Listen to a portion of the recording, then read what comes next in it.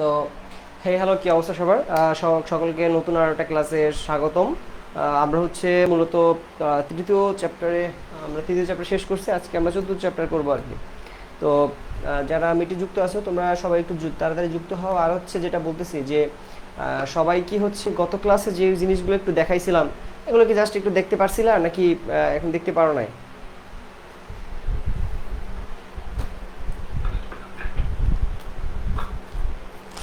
দেখতে পারছিলা গত ক্লাসে যেগুলো দেখাইছিলাম নাকি ওগুলো দেখতে পারো না এখন পর্যন্ত?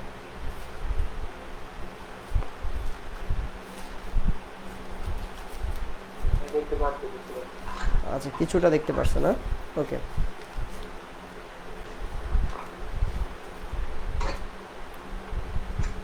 ঠিক আছে। আর আমরা যে লিঙ্কটা বা হচ্ছে আমরা যে হচ্ছে তোমার ইয়াটা প্রোভাইড করছি, মানে তোমার কোর্স ম্যাটেরিয়ালসগুলা, সেগুলোও তোমরা আশা করি পাইছো। সো না পেয়ে থাকলে একটু জানাও। আমি জাস্ট একটু তোমাদের লিঙ্কটা একটু শেয়ার করে দিই, জাস্ট একটু দাঁড়াও।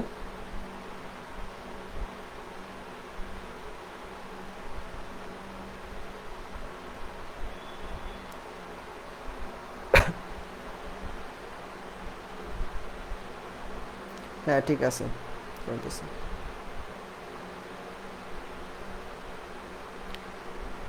ওকে।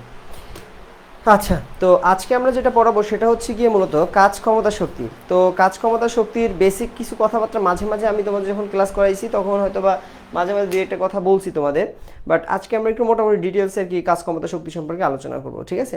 আচ্ছা, প্রথমত তোমাদের যেটা জানতে হবে সেটা হচ্ছে গিয়ে কাজ, দেন হচ্ছে আমরা শক্তি নিয়ে কথা বলবো, এবং না আচ্ছা কাজ করব, তারপরে হচ্ছে ক্ষমতা নিয়ে কথা বলবো, দেন হচ্ছে আমরা আলটিমেটলি শক্তি নিয়ে কথাবার্তা বলবো।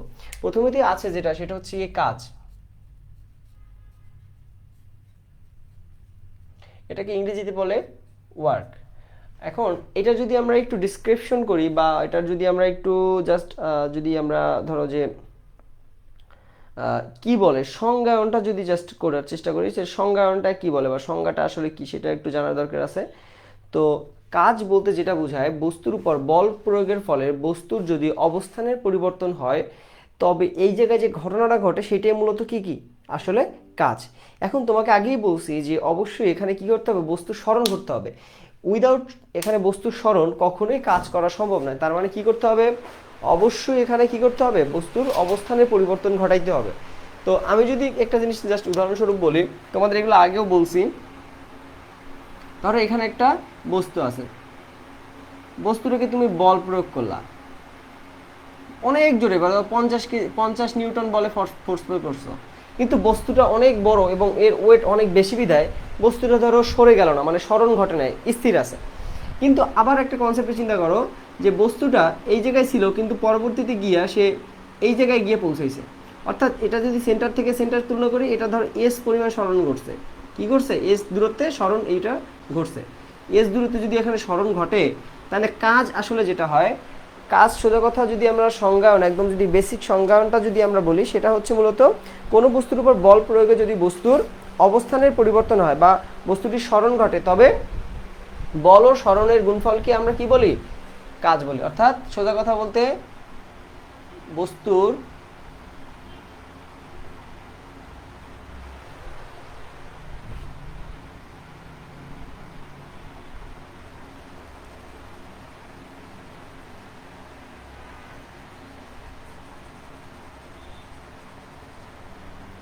বস্তুর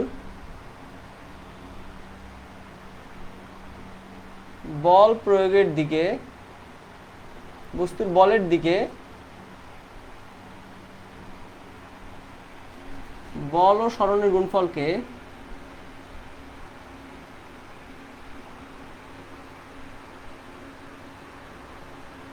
কাজ বলে।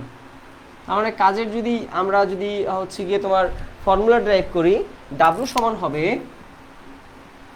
F into S. এখানে এফ হচ্ছে গিয়ে বল আর এস হচ্ছে গিয়ে স্মরণ, ঠিক আছে? অবশ্যই স্মরণ থাকলে কি হতে হবে, এটা একটা নির্দিষ্ট দিক থাকতে হবে, তাই না? নির্দিষ্ট একটা দিকে, তার মানে বস্তুটা এই দিকে মুভমেন্ট করছে, তার মানে কাজ এই দিকে হয়েছে। আচ্ছা, এখন আমি এটার উদাহরণ তোমরা আগেও পড়ছো। ধরো যে একটা জাস্ট হচ্ছে গিয়ে একজন লোক, এটার উদাহরণ আমরা গত ক্লাসে পড়াইছিলাম। একজন লোক কি করছে, সে এই পজিশন থেকে যাত্রা শুরু করছে। কি করছে, এই জায়গাতে সে যাত্রা শুরু করছে, যাত্রা শুরু করে সে তার পুরো পথটা এরকম ঘুরে আসছে, পুরো পথটা এরকম সে ঘুরে আসছে, এইরকম জাস্ট সে ঘুরে আসছে এবং এই পজিশনে গিয়েই সে থামছে।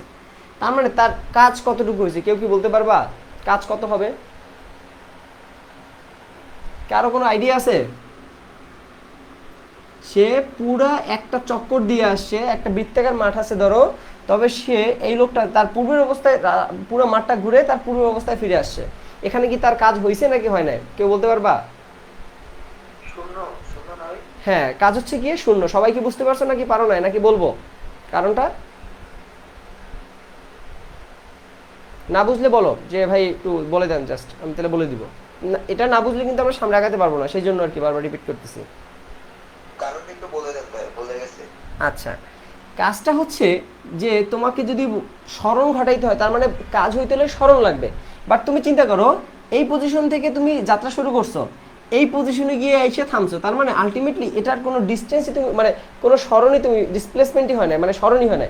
কিন্তু তুমি যদি চিন্তা করো যে এই বস্তুটা ঘুরতে ঘুরতে ঘুরতে ঘুরতে ঘুরতে অর্ধেক পাক অতিক্রম করে এই জায়গায় এসে পৌঁছেছে এই লোকটা, তাহলে এর যে ব্যাস যদি হয় ধরো 5 মিটার, তখন এর স্মরণ হবে আলটিমেটলি 5 মিটার, তখন এর হচ্ছে গিয়ে কাজ থাকবে। তখন যদি এই লোকটা যদি 5 নিউটন বলে যদি ঘুরতে থাকে, মানে 5 নিউটন ফোর্স দেওয়ার ফলে যদি ঘুরতে থাকে, তাহলে এই পজিশনে আসলে কাজ হবে ডাব্লিউ সমান 5 × এখানে দূরত্ব যদি 5 থাকে তাহলে 5 × 5 25 জুল হবে। কিন্তু এই বস্তুটা যদি তার পূর্ব অবস্থায় ফিরে থাকে, তার মানে কিন্তু তার স্মরণ হয় না, এখানে তার স্মরণ এস ইকুয়াল টু কি 0, তার মানে তখন হবে ডাব্লিউ সমান 5 × 0, তার মানে কাজই হয় না আলটিমেটলি। ওই যে গত ক্লাসে উদাহরণ দিয়েছিলাম, তুমি যদি সারাদিন বইও পড়ো বাট এটা কোনো কাজ না, বাট তুমি যদি একটু হাঁটাহাঁটি করে আসো বাইরে থেকে, যদি স্মরণ ঘটে, তার মানে সেটাই হচ্ছে গিয়ে কাজ। আমি কি বুঝাইতে পারছি? সবাই বুঝছো? ওকে, আচ্ছা, এটা আমরা কাজ সম্পর্কে মোটামুটি আইডিয়া পেলাম। তো কাজের আসলে এককটা কি সেটা আমাদের একটু জানা দরকার। কাজের তো মানে ফর্মুলা তোমরা জেনে ফেলছি, ডাব্লিউ সমান হচ্ছে গিয়ে এফএস। এখন এটা তো পারলাম, এখন ধরো বস্তুটাকে হচ্ছে গিয়ে এটা পরে কাজ আছে, বস্তুটা হচ্ছে গিয়ে এই রকমের আছে, এটাকে নির্দিষ্ট অ্যাঙ্গেলে তুমি টেনে নিয়ে যাচ্ছ, ধরো ফোর্সটা দিচ্ছে এই অ্যাঙ্গেলে, আর স্মরণ ঘটছে এই জায়গা থেকে এই পর্যন্ত, ধরো এস দূরত্বে স্মরণ ঘটছে, কিন্তু এটা ভূমির সাথে নির্দিষ্ট একটা কোণে তুমি একা টানছো, হইতে পারে কিনা? তোমার ধরুন একটা বস্তাকে বা কোনো দিকে যদি টানো, তো একদম কি হরিজেন্টালি রাস্তার সাথে সাথে টানো, কিছুটা উপর দিয়ে তুমি এরকম টান দাও, বলো তো এরকম একটু কিছুটা অ্যাঙ্গেলে টান দাও না? তোমরা যখন লাগেজ বা যাই কিছু তুমি টান দাও, তুমি তো একটু তোমার হাতটা তো একটু উঁচুতে থাকে, তার মানে একদম বরাবর লাইন বরাবর তো টান দেওয়া পসিবল না, কিছুটা অ্যাঙ্গেলে টান দাও না? এটা কি তুমি রিলেট করতে পারো এটা কি আসলে? বুঝতে পারছো নাকি বুঝতে পারো নাই, নাকি রিপিট করবো বলো? আচ্ছা, একটা বস্তু ধরো প্লেনের উপরে আটকানো আছে, তুমি ধরো সোজা বরাবর তুমি একে টানতে পারো, এই বরাবর তুমি একে টানতে পারো কিনা? আবার এটাকে একটা নির্দিষ্ট অ্যাঙ্গেলে মানে ভূমিতে আছে, ধরো আমি জাস্ট দেখাই তোমাদের, ধরো এইটা একটা তল এখানে একটা হচ্ছে, আমি জাস্ট এখানে দেখাই তোমাদের, জাস্ট আমার মোবাইলটা এখানে রাখলাম, আর ফোর্সটা সাধারণভাবে দেওয়ার কথা ছিল একদম হরিজন্টাল, এই বরাবর ফোর্সটা হচ্ছে দেওয়ার কথা ছিল, কিন্তু আমি একে এই বরাবর ফোর্সটা দিচ্ছি না, কিছুটা এই বরাবর মানে উপরের দিকে এরকম টাইনে নিয়ে যাচ্ছে, হয় না? তোমরা এরকম উপরের দিকে টাইনে এরকম নিয়ে যাও না কোনো কিছু, হয় কি না? যদি এইরকম হয় যে উপর থেকে কিছুটা টেনে নিয়ে যাচ্ছ, তখন আসলে কেমন হবে? তখন তোমরা জানো বলের দুইটা উপাংশ আছে, উপাংশগুলো কি কি? দুইটা উপাংশ সৃষ্টি হয় কোনো অ্যাঙ্গুলার কোনো ফোর্সের, দুইটা উপাংশ, একটা হচ্ছে হরিজন্টাল ফোর্স যায়, একটা হচ্ছে ভার্টিক্যাল যায়।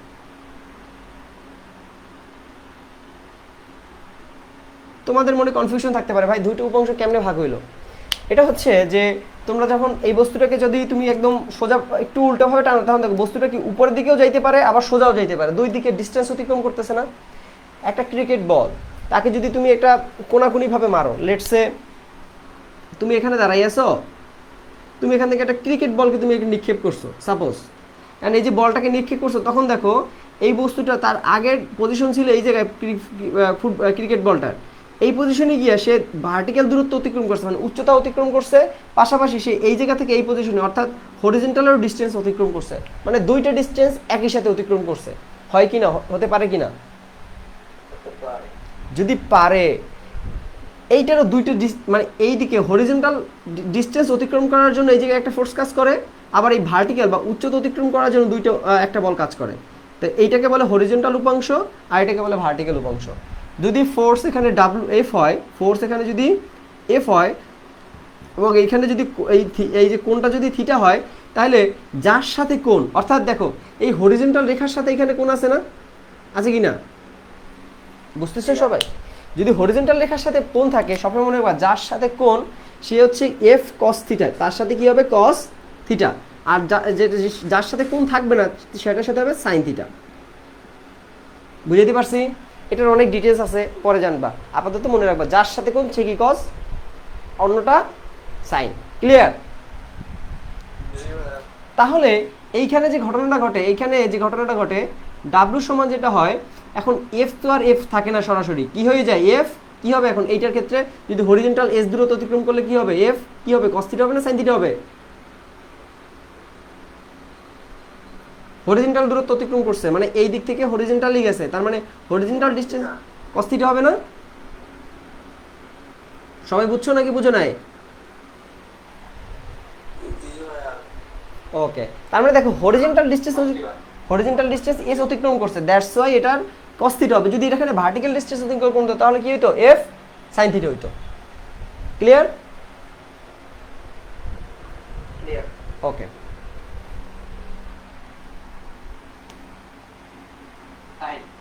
হ্যাঁ তখন চাই সাইন হইতো। আচ্ছা, এটা আমরা পরে আসতেছি। তো কাজের এখন আমরা একক নিয়ে কথাবার্তা বলবো। কাজের একক,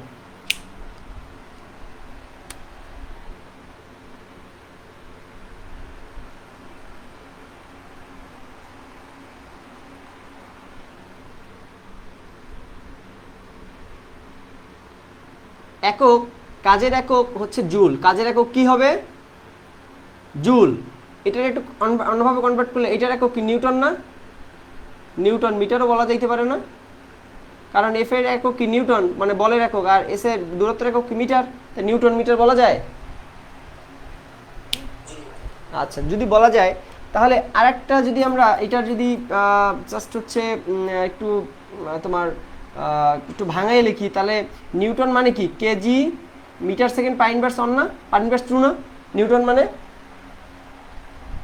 কারণ হচ্ছে এটা আমি একটু দেখাই, এফ মানে কি, F equal to M A না, এম এর একক কি কেজি মানে ভর, আর একক এ মানে ত্বরণের একক কি, metre second power inverse two না, সেই জায়গা থেকে আসছে KG metre second power inverse two আসছে, আর এখানে আছে আর একটা মিটার, তার মানে বলা যায় KG metre square second inverse two. এটা এই তিনটাই হচ্ছে আলটিমেটলি কাজের একক। বুঝতে পারছো? বুঝাইতে পারছি নাকি পারি নাই বলো? হ্যাঁ অবশ্যই জুল ইউজ করলে হবে। যদি অপশন তো অনেকগুলো থাকবে তাই না, অপশনে দেখা যায় যে এইরকম টাইপেরও অপশন থাকতে পারে, আবার এইরকম টাইপের অপশন থাকতে পারে, এইরকম টাইপের অপশন। তুমি তো জানো না কোনভাবে আসবে। এখন তুমি ধরো জানলা জুল জানলা, কিন্তু এটাও তো একটা ইউনিট, সেটা তো তুমি ধরো জানলা না, তখন কি তুমি এটা মিসকমিউনিকেশনে পড়বা না? সেই জন্য আমি সবকিছু জানাই দিতেছি, যেভাবে আসে সেভাবেই লিখবা। ক্লিয়ার? ওকে, তার মানে একক। এখন এটার যদি আমরা মাত্রা বের করি, মাত্রা কিরকম হবে সেটা একটু দেখি। মাত্রা কেজি মানে প্রথম আসে KG metre square second inverse two, তাহলে কেজি মানে কি, এটা কি আসলে বলো তো? ওয়েট বা ওজন না? ওজনের একক কি বলো তো? মাত্রা কি এম না, বড় হাতের এম, ম্যাশ, এম থেকে কেজি মানে এম আসছে ম্যাশ থেকে এম, তারপরে মিটার, মিটার মানে length, M L square T inverse two, তাই না? এটি হচ্ছে কি মাত্রা। মনে আছে এগুলা? পারবা আসলে এগুলা মাত্রাটা আসলে?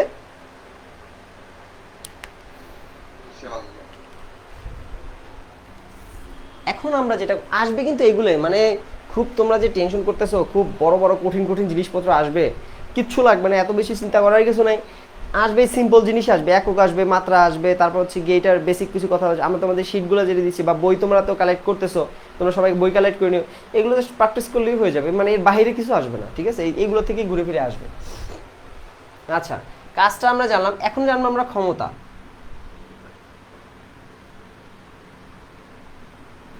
ইংরেজিতে এটাকে বলে পাওয়ার। এটার যদি সংজ্ঞা বলি সেটা হচ্ছে কাজ করার হারকে ক্ষমতা বলে।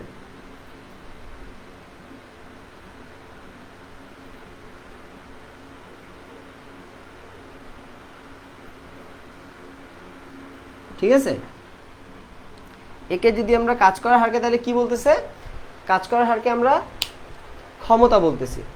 আচ্ছা, এখন এই যে কাজ করার হারকে আমরা ক্ষমতা বলতেছি, একে ধরো আমরা পি দ্বারা ডিনোট করলাম।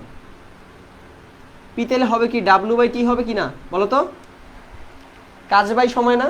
অর্থাৎ যে কোনো একটা কাজ কত সময়ের ভিতরে কত দ্রুততার সহিত করতে পারতেছে সেটা হচ্ছে তার ক্ষমতা। তোমাদের যদি চিন্তা করো, তুমি এবং তোমার বন্ধু দুইজন রেস দিছো, মানে দৌড় প্রতিযোগিতা দিছো, 100 মিটার দৌড় আছে, তাহলে তোমার ধরো তুমি এই জায়গা থেকে দৌড়াবা, তুমি এইখান থেকে দৌড়াবা, তো সেম দূরত্ব কিন্তু সেম 100 মিটারই, কিন্তু তোমার তুমি হচ্ছে গিয়ে জাস্ট এটাকে 2 মিনিটে শেষ করছো, কিন্তু তোমার বন্ধু এই দূরত্বটা অতিক্রম করতে সে 4 মিনিট লাগাইছে। তাহলে তার কার ক্ষমতা বেশি, তোমার নাকি তোমার বন্ধু বলো তো? কারণ কি, তুমি সেম দূরত্ব অতিক্রম করছো, সেম কাজই করছো, বাট কম সময়ের ভিতরে করছো। এইটি হচ্ছে জাস্ট ক্ষমতা, অর্থাৎ কাজ কত দ্রুততার সহিত কত সময়ের ভিতরে দ্রুত করতে পারো সেইটি হচ্ছে আলটিমেটলি তার ক্ষমতা ডিফাইন করে। আমি কি বুঝাইতে পারছি? আচ্ছা, হ্যাঁ, কাজ সমান কি বলতো আবার, ডাব্লিউ সমান এফ এস না? তাহলে এফটাকে যদি একটু বাইরে রেখে দিই তাহলে S/T লেখা যায়, F ইন্টু S/T। এস মানে কি বলতো, সরণ বা দূরত্ব, তাই না? আর টি মানে কি, টি মানে কি সময় না? দূরত্ব বাই সময়, সেটাকে আমরা কি বলতে পারি, বেগ বলতে পারি। একক সময় অতিক্রান্ত দূরত্বকে আমরা কি বলি, বেগ বলি না? পারি কি না? তাহলে দেখো এই ফর্মুলার পরিবর্তে কিন্তু এটাও আসতে পারে, এটার দিয়েও ম্যাথ আসতে পারে। তাহলে সরাসরি এইটাকে এভাবেও লেখা যায়, সরাসরি এটাকে FB দ্বারাও লেখা যাইতে পারে। তোমরা একটু ড্রাইভ করে করে দেখবা, তাহলে দেখা যায় যে ম্যাথগুলো করতে তোমরা সলভ করতে সুবিধা হবে তোমাদের। বুঝতে পারছো? এখানে একটু কিছু ডিনোট দিয়ে দিই। এখানে W সমান হচ্ছে গিয়ে কাজ, তারপরে T হচ্ছে সময়, তারপরে F হচ্ছে গিয়ে বল, V হচ্ছে গিয়ে বেগ, S হচ্ছে গিয়ে সরণ। ঠিক আছে, ওকে। তাহলে কাজটা ক্ষমতাটা এই জানলাম। এখন ক্ষমতার একক আসলে কি সেটা আগে জানতে হবে। ক্ষমতার একক আসলে ওয়াট। কত? ওয়াট। ওয়াট আসলে কি, ওয়াট আবার এটাকে হর্স পাওয়ার দ্বারা ডিনোট করা হয়। কি দ্বারা? হর্স পাওয়ার দ্বারা ডিনোট করা হয়। এটা একটু খাতায় তোমরা যদি নোট করবা, খাতায় একটু লিখে রাখবা, এটা কিন্তু লাগবে। 1 হর্স পাওয়ার সমান 1 HP সমান হচ্ছে গিয়ে 746 ওয়াট। ঠিক আছে, তো 746। তোমরা এত বলে না যে 5 ঘোড়া মেশিন, 2 ঘোড়া মেশিন, তোমাদের এদিকে কি বলে, মেশিন যদি থাকে তোমাদের পানি সেচ করার মেশিন বা যে কোনো 5 ঘোড়ার মেশিন বা 3 ঘোড়া মেশিন, এগুলো বলে এখন সময় শহরেই বলে বেশি। হ্যাঁ, আগে কিন্তু বলতো যে 5 ঘোড়া মেশিন, 3 ঘোড়া মেশিন বলে। মানে যারা মেকানিক্যাল একদম, যারা একদম ইঞ্জিন টিঞ্জিন বা একদম মেকানিক্যাল পর্যায়ে যারা কাজ করে, একদম রুট লেভেলে যারা কাজ করে, তারা কিন্তু এটাকে ঘোড়াই বলে। অর্থাৎ 1 হর্স পাওয়ার সমান হচ্ছে 746 ওয়াট। যত ভ্যালু আসবে সেটা হচ্ছে গিয়ে 746। অথবা এটার কিন্তু আরো ইউনিট থাকতে পারে, কিরকম? আচ্ছা, এই জায়গায় আমি একটু কাজ কাজ কাজ কাজ কাজ কাজ সমান তো জুল লিখছি, ওকে।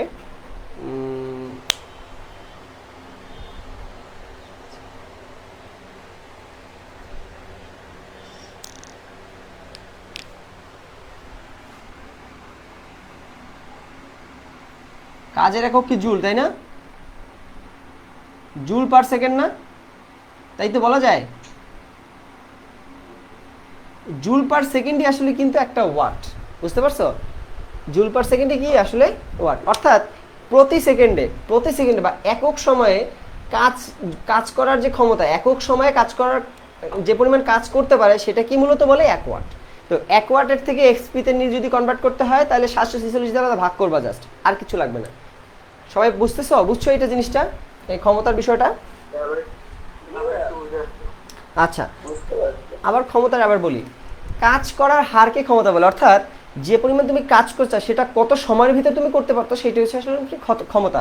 তার মানে কাজ মানে হচ্ছে ডাব্লু, আর টি মানে হচ্ছে সময়, তাহলে ডাব্লু বাই টি এইটাই হচ্ছে পি বা পাওয়ার, ঠিক আছে। এটাকে আবার ডাব্লু সমান লেখা যায় এফ এস, এফ তো বাইরে রেখে দিলাম, আর পরে থাকে S by T, S by টির পরিবর্তে আমরা ভি বেগ বলতে পারি, সেক্ষেত্রে এইটা সমান এফ বিও বলা যায়। আর কাজে ক্ষমতার একক হচ্ছে ওয়াট, এটাকে এইচপি দ্বারা অনেক সময় বলা হয়, মানে এইচপি এত হর্স পাওয়ারও বলা হয়। তো সবসময় মনে রাখবা 1 হর্স পাওয়ার সমান 746 ওয়াট, এটা সবসময় একটু মাথায় রাখবা। ক্লিয়ার? ওকে ওকে। ঠিক আছে। এখন আমাদের একটু যে জিনিসটা জানতে হবে যে তোমার যে কি বলে এটার, যে এই যে তোমার ক্ষমতার মাত্রাটা আসলে কি, সেইটা একটু আমাদের একটু জানতে হবে, ঠিক আছে।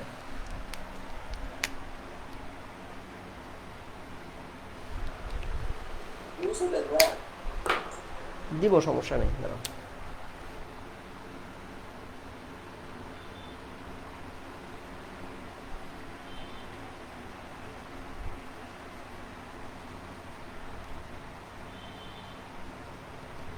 মাত্রাটা হচ্ছে গিয়ে দেখো আগে কি ছিল, M L square T inverse 2 ছিল, এটা কিসের একক ছিল বলো তো?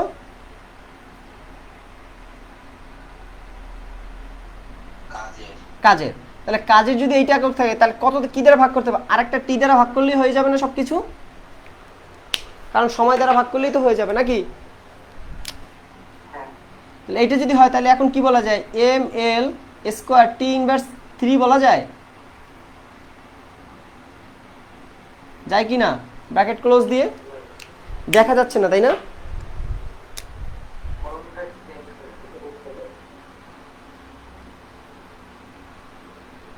এইবার ঠিক আছে, ওকে। তাহলে এইটাই হচ্ছে এর মাত্রা, সবাই বুঝতে পারছো? ঠিক আছে, দাঁড়াও। এখন আমরা একটু জাস্ট ক্ষমতার একটু আর একটা টার্মস আছে সেইটা একটু শিখবো, একটু জাস্ট 30 সেকেন্ড জাস্ট একটু অপেক্ষা করো।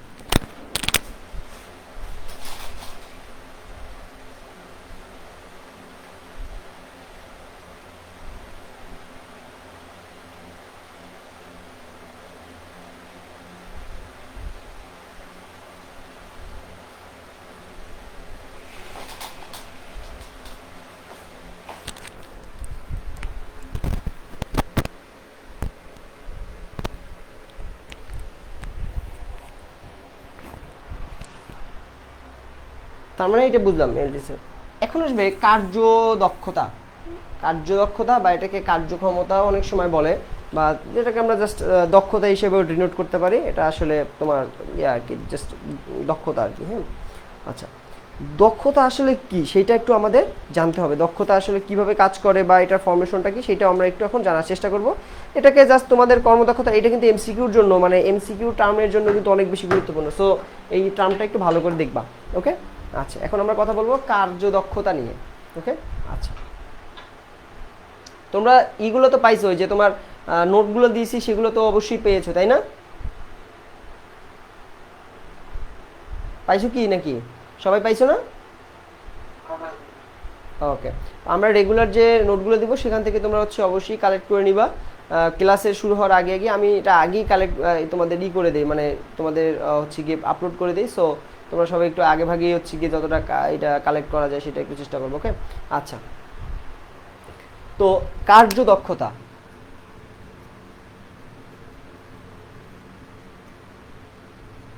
কার্যদক্ষতাকে ইটা দ্বারা প্রকাশ করে, এটা দেখতে ইন এর মতো বাট এটা আসলে এন না, এটা আসলে ইটা, ঠিক আছে। এইটা দ্বারা বোঝায় যে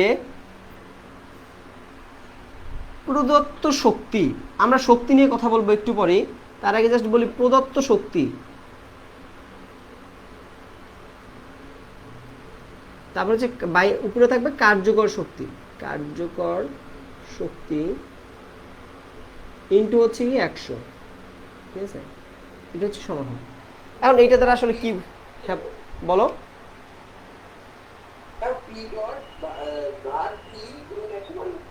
হ্যাঁ, দেখা যাচ্ছে না নাকি, দেখা যাচ্ছে নাকি? ওকে, অর্থাৎ ধরো একটা মেশিন আছে, ধরো একটা মেশিন লেটস এটা তোমার হচ্ছে গিয়ে বা তুমি একটা ধরো যে একটা সিস্টেম আছে, সিস্টেমটা কীরকম আমি তোমাদের বলতেছি। এখানে একটা মেশিন আছে বা তুমি সাপোজ তুমি তো জানো যে তোমার পৃথিবীতে কোনো ইঞ্জিন বা কোনো জিনিসই নাই যেটা আসলে অ্যাবসলিউটলি 100% কাজ করে। কোনো কিছু না কিছু হচ্ছে কি এর ভিতরে অপচয় হবেই, মানে কোনো কিছু এমন কোনো ইঞ্জিন এখন পর্যন্ত আবিষ্কার হয় নাই যেটা 100% কাজ করে। কীরকম ধরো, ধরো তুমি একটা ইঞ্জিনের ভিতরে, মেশিনের ভিতরে তুমি হচ্ছে ধরো লেটসে এটা তোমার যে পরিমাণ তুমি ইঞ্জিন মানে তৈল বা হচ্ছে লুব্রিকেন্ট বা হচ্ছে তুমি এটার ভিতরে যে পরিমাণ তুমি জ্বালানি দিচ্ছ, এতে ধরো যে 5 ওয়াট শক্তি উৎপন্ন হওয়ার কথা, একদম ক্যালকুলেশন করে 5 ওয়াট উৎপন্ন হওয়ার কথা। কিন্তু পৃথিবীতে এমন কোনো ইঞ্জিন এখন পর্যন্ত আবিষ্কার হয় নাই যেটা সে 100% ইফিসিয়েন্সিতে কাজ করে। মানে আচ্ছা, এটাকে ইফিসিয়েন্সিও বলে, কার্যদক্ষতাকে ইফিসিয়েন্সিও বলে। তো এমন কোনো ইঞ্জিন আবিষ্কার হয় নাই যেটা তুমি যদি ক্যালকুলেশন করে যদি 100 ধরো 5 ওয়াট 5 হচ্ছে কি তোমার হর্স পাওয়ার একটা শক্তি আসার কথা, কিন্তু যখন তুমি কাজ করবা ধরো পাম্প দিয়ে পানি উঠাবা, কিন্তু ওই জায়গায় তুমি 100% কখনোই অর্থাৎ 5 হর্স পাওয়ার তুমি কখনোই ব্যবহার করতে পারবা না, কিছু না কিছু অপচয় হবেই। আমি কি কথা বুঝাইতে পারছি নাকি আবার ক্লিয়ার করব? বুঝছি। মানে পৃথিবীতে এমন কোনো ইঞ্জিন এখন পর্যন্ত আবিষ্কার হয় না যেটা 100% ইফিসিয়েন্সিতে কাজ, অর্থাৎ তোমার ক্যালকুলেশন করে যদি তুমি ধরো যে একটা ইঞ্জিন থেকে 5 হর্স পাওয়ার শক্তি আসার কথা, কিন্তু কখনোই 5 হর্স পাওয়ার আসবে না, হয়তো বা 4.95 এরকম আসবে, না 4.96 আসতে পারে, বাট কখনোই 100% অর্থাৎ 5 হর্স পাওয়ার পাবাই না কখনো, কিছু না কিছু অপচয় হবে। এখন এটা দ্বারা বোঝায় কার্যকর শক্তি, অর্থাৎ তোমার যে তুমি ইনপুট অর্থাৎ কতটুকু শক্তি তোমার উৎপন্ন হওয়ার কথা ছিল সেটা হচ্ছে প্রদত্ত শক্তি, অর্থাৎ প্রদত্ত শক্তি এত হওয়ার কথা ছিল, কিন্তু তুমি কার্যকর শক্তি অর্থাৎ কাজে লাগছে কতটুকু। ধরো তুমি এখানে 5 ওয়াটের একটা হর্স পাওয়ারের তোমার ইঞ্জিন হচ্ছে কি প্রদত্ত শক্তি তুমি ইনপুট করছো, কিন্তু সেখান থেকে পাইছো তুমি 4.95। এইটার সাথে যদি 100 গুণ করো তাইলে এটার যে ইফিসিয়েন্সি অর্থাৎ এই যে মেশিনটার যে ইফিসিয়েন্সি সেইটা পাওয়া যাবে। ঠিক আছে, সাধারণভাবে আমাদের যে মেশিনগুলো থাকে সেটার ইফিসিয়েন্সি খুবই কম থাকে, ধরো 60% 70% ইফিসিয়েন্সি থাকে, অর্থাৎ এটা শক্তি উৎপন্ন হওয়ার কথা যদি 5 ধরো 10 ওয়াট 10 হর্স পাওয়ার থাকে, এটা 7 হর্স পাওয়ার কিংবা 6 হর্স পাওয়ার আসলে প্রদর্শন করে, মানে 100% কখনোই দেয় না। বুঝতে পারছো? এখন আমরা জাস্ট হচ্ছে একটু শক্তি নিয়ে কথা বলবো, ঠিক আছে?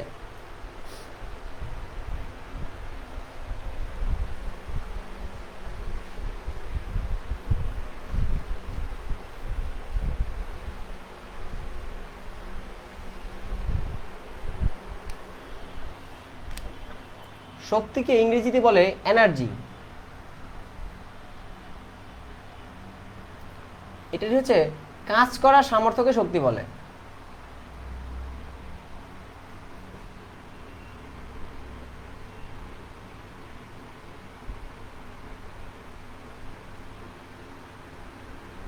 কাজ করার সামর্থ্যকে শক্তি, আলটিমেটলি কি শক্তি বলে, কাজ করার সামর্থ্যকে শক্তি বলে। এখন কাজ করার সামর্থ্যকে আসলে কি বলে, এটা আসলে কি, আসলে বিষয়টা কি? শক্তি আসলে দুই ধরনের, একটা হচ্ছে গিয়ে গতিশক্তি বা কাইনেটিক এনার্জি, আর একটা হচ্ছে বিভব শক্তি, এটাকে বলে পোটেনশিয়াল এনার্জি।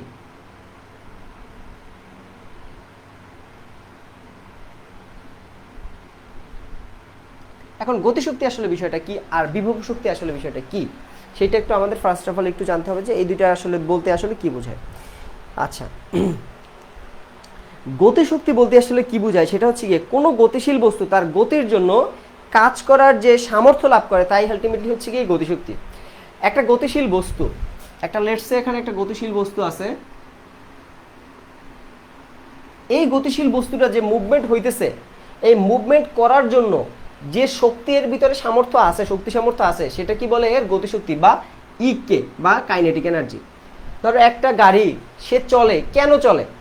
তার গতিশক্তি আছে বিধায় সে গাড়িটা চলতে পারে, ঠিক আছে? এখন বিভব শক্তি আসলে বিষয়টা কি সেটা জানতে হবে। এখন বিভব শক্তিও এক ধরনের শক্তি, বাট সেটা কখনোই গতিশীল না। সেটা কি আসলে গতিশীল না। বিভব শক্তি সম্পর্কে যদি আমি একটু জাস্ট কথা বলি, সেটা হচ্ছে গিয়ে স্বাভাবিক অবস্থা থেকে পরিবর্তন করে কোনো বস্তুকে অন্য অবস্থানে নিয়ে আসলে বস্তু যে কাজ করার সামর্থ্য অর্জন করে তাই আলটিমেটলি বিভব শক্তি। অর্থাৎ এর একটা ইনিশিয়াল পজিশন ছিল, ধরো যে এখানে একটা বস্তু ছিল, এর একটা ইনিশিয়াল পজিশন ছিল এখানে, বস্তুটাকে তুমি তুইলা নিয়ে একটা ধরো এখানে তাক আছে, তাকটার উপরে তুমি রাখলা, এখন তাকটার উপরে রাখলা, অর্থাৎ আর তার আগের ইনিশিয়াল পজিশন ছিল এখানে, সেটা থেকে তুমি উঠিয়ে নিয়ে আসছো এখানে। এখন এই যে বস্তুর তুমি অবস্থান পরিবর্তন করছো, সেই অবস্থান পরিবর্তনের কারণে এর ভিতরে একটা শক্তি সঞ্চিত হয়েছে। এই যে শক্তিটা সঞ্চিত হয়েছে, কাজ করার যে সামর্থ্য অর্জিত হয়েছে, সেইটাই আলটিমেটলি এখানে বিভব শক্তি বা পোটেনশিয়াল এনার্জি বা ইপি। এখন তুমি বলো যে এই পোটেনশিয়াল এনার্জি আসলে কি, এটার ভিতরে কাজ করছে কিভাবে? এখন দেখো, এই বস্তুটার যদি তুমি ধরো কোনো কারণে যদি এই বাক্সটা ভেঙে যায়, সাপোজ ধরো সরাই ফেললা, তখন এই বস্তুটা কি করবে? নিচের দিকে মুভমেন্ট করে এসে আঘাত করবে না তলে? করবে কি না? নাকি করবে না? করবে। এখন বস্তুটাকে তুমি আবার আরেকটু উপরে নিলা, সেই বস্তুটা আবার নিচের দিকে পড়ছে। এখন বলো তো, বস্তুর দুইটাই তো নিচের দিকে পড়বে, বাট আঘাত কোনটায় বেশি লাগবে, মানে কোনটায় বেশি আঘাত লাগবে? উপরেরটা থেকে নিচেরটা করবে। পড়ে যাবে, এইটাই বেশি আঘাত লাগবে না? জি। কেন লাগবে? কারণ হচ্ছে গিয়ে তুমি অবস্থানের পরিবর্তন যত বেশি করবা, এর ভিতরে শক্তি সঞ্চিত হওয়ার পরিমাণ তত বেশি হবে, অর্থাৎ পোটেনশিয়াল এনার্জি তত বেশি হবে। কথা বুঝতে পারছি? হ্যাঁ। আচ্ছা, এখন এই যে পোটেনশিয়াল এনার্জি, এটাকে এর ফর্মুলা হচ্ছে mgh, আর এই ইকে বা কাইনেটিক এনার্জি, এটা ফর্মুলা হচ্ছে হাফ এম ভি স্কোয়ার। এখন তোমাদের একটু শর্টকাটে দেখাবো এই যে হাফ এম ভি স্কোয়ারটা বা এই যে এই ফর্মুলা দুইটা যে কিভাবে আসছে একটু দেখাবো শর্টকাট করে। আচ্ছা, এটা দেখানোর জন্য আচ্ছা তোমাদের এখানে কিন্তু ইসেও দেওয়া আছে, ওই যে তোমার আমি যে তোমাদের হ্যান্ডনোটটা দিয়েছি সেখানেও কিন্তু আলটিমেটলি এখানে এই প্রমাণটা দেওয়া আছে, ঠিক আছে? ওটা একটু তোমরা দেখে নিও। এখন আচ্ছা দেখাই তোমাদের, ইপি আসলে শক্তি এক ধরনের কাজ, শক্তি অন কাইন্ড অফ এক ধরনের কাজ, বাট কাজ করার যে সামর্থ্যটা এর ভিতরে বিদ্যমান আছে, সেইটাই আলটিমেটলি মানে ধরো যে তুমি 5 মিটার দূর থেকে সরাইতে পারবা, মানে ধরো কাজ কি আসলে 5 মিটার দূরত্ব তুমি সরাইছো, এর কারণে কি হয়েছে ঘটনাটা সেইটা, বাট তোমার ভিতরে 5 মিটার সরানোর মতো তোমার ভিতরে শক্তি সঞ্চিত আছে, এইটা এই যে সামর্থ্যটা অর্জন করা, এইটা আলটিমেটলি হচ্ছে গিয়ে তোমার শক্তি। কাজ এবং শক্তির একক একই, এটার একক কি?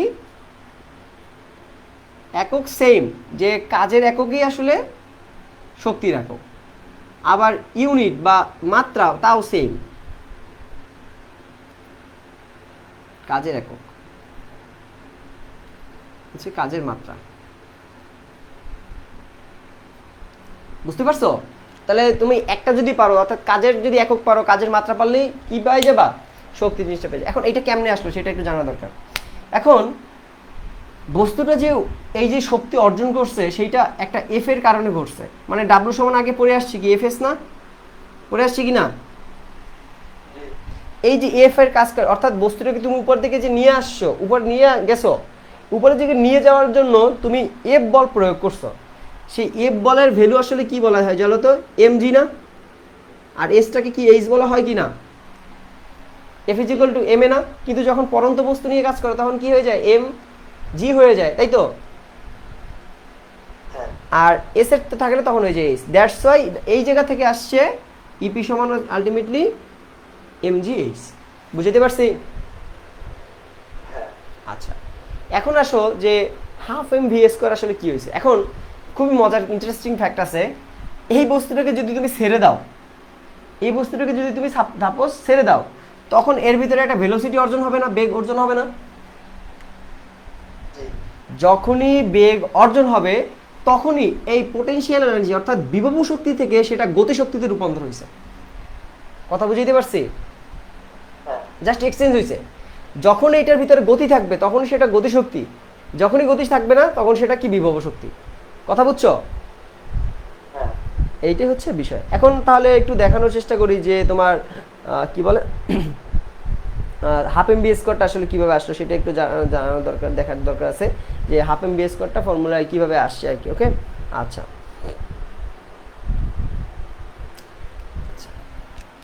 এখানে এইটা নিয়ে কথাবার্তা বলতেছি।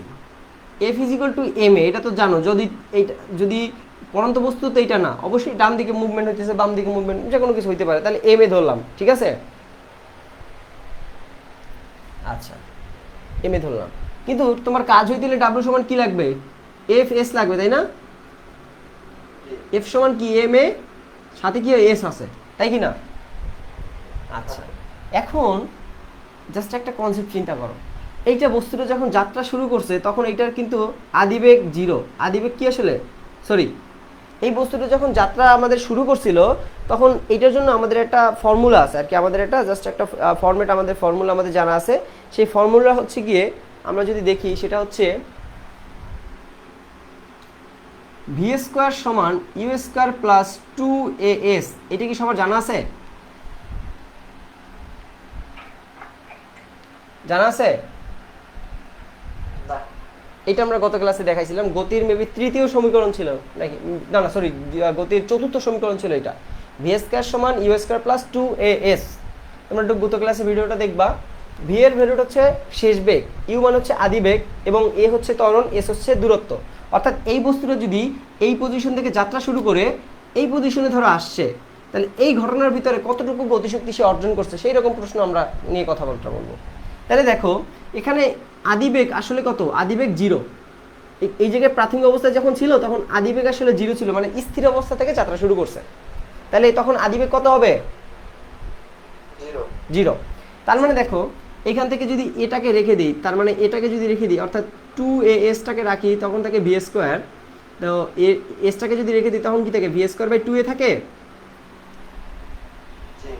যদি থাকে তাহলে এম এ ইন্টু এস এর ভ্যালু কত, ভি স্কোয়ার বাই 2a না?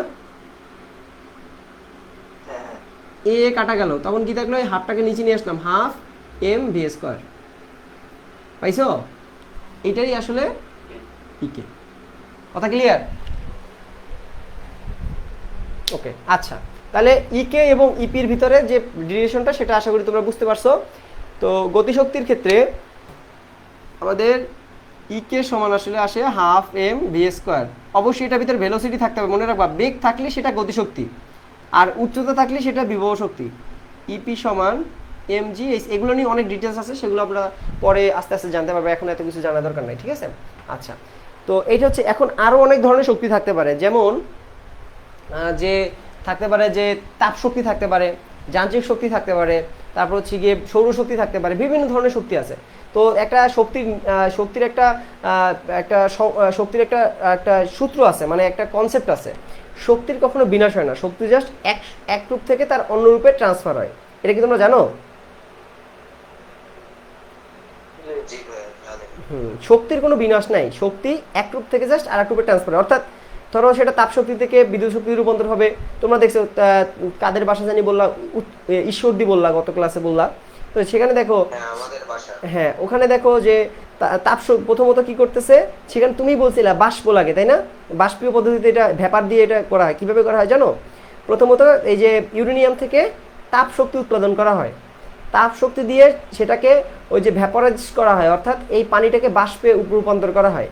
বাষ্পে যখন রূপান্তর করা হয় সেই বাষ্পটাই আলটিমেটলি তখন এই যে উত্তপ্ত বাষ্প, সেই উত্তপ্ত বাষ্পটা আসলে এখানে পিস্টনে গিয়ে আঘাত করে, সেই পিস্টনে আঘাত করার পর সেটা আলটিমেটলি যান্ত্রিক শক্তিতে যায়, এবং সেই যান্ত্রিক শক্তির মাধ্যমে সেটাকে পরিবর্তন করে সেটা পরবর্তীতে তোমার হচ্ছে বিদ্যুৎ শক্তিতে রূপান্তর করা হয়।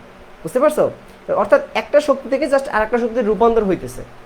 আবার তোমরা বিদ্যুৎ দিয়ে তোমার টারবাইনের কথা শুনছো, যে কাপ্তাই যে বিদ্যুৎ প্রকল্প আছে কাপ্তাইতে, যদি কারো ওই দিকে এলাকা থাকে জানো যে সেখানে জলবিদ্যুৎ প্রকল্প আছে, অর্থাৎ উপর থেকে পানি পড়তেছে, সেটা থেকে টারবাইন ঘুরিয়ে সেখান থেকে হচ্ছে গিয়ে তোমার বিদ্যুৎ শক্তি উৎপাদন করা হয়। তারপরে আরও অনেক ধরনের শক্তি আছে, যেমন সৌরশক্তি। সে সৌরশক্তি মানে এটাকে বলে আমরা, যে এই শক্তিটাকে আমরা মূলত বলি ইলেকট্রোম্যাগনেটিক ফোর্স, বা হচ্ছে গিয়ে তড়িৎ বিদ্যুৎ আর কি, তড়িৎ চৌম্বকীয় শক্তি। মানে বিদ্যুৎ উপর থেকে যখন আলোটা পড়ে, সেই আলোটা আমাদের প্লেটের ভিতরে থাকা ইলেকট্রন, অনেক মুক্ত ইলেকট্রন আছে, সেই মুক্ত ইলেকট্রনকে চালনা করে, তখন সেটা থেকে বিদ্যুৎ উৎপাদন করা হয়। আবার অনেক ধরনের শক্তি আছে, যেমন ধরো বায়ু শক্তি দিয়ে তোমার করা হয়। ধরো এক জায়গায় হচ্ছে উইন্ড মিল আছে, উইন্ড মিল দিয়ে পাখা ঘুরেয়া, যেখানে বাতাস আছে, এটা কক্সবাজারে আছে মেবি, পাখা ঘুরে সেখান থেকে বিদ্যুৎ উৎপাদন করা হয় টারবাইনের মাধ্যমে। আবার দুই ধরনের শক্তি তোমাদের একটু জানা দরকার, সেটা হচ্ছে এটা থেকে এমসিকিউ আসতে পারে যে নবায়নযোগ্য শক্তি কি, অনবায়নযোগ্য শক্তি আসলে কি। নবায়নযোগ্য শক্তি বলতে বোঝায় যে শক্তিকে পুনরায় ব্যবহার করা যায়, আর অনবায়নযোগ্য শক্তি বলা হয় যেটাকে বারবার ব্যবহার করা যায় না।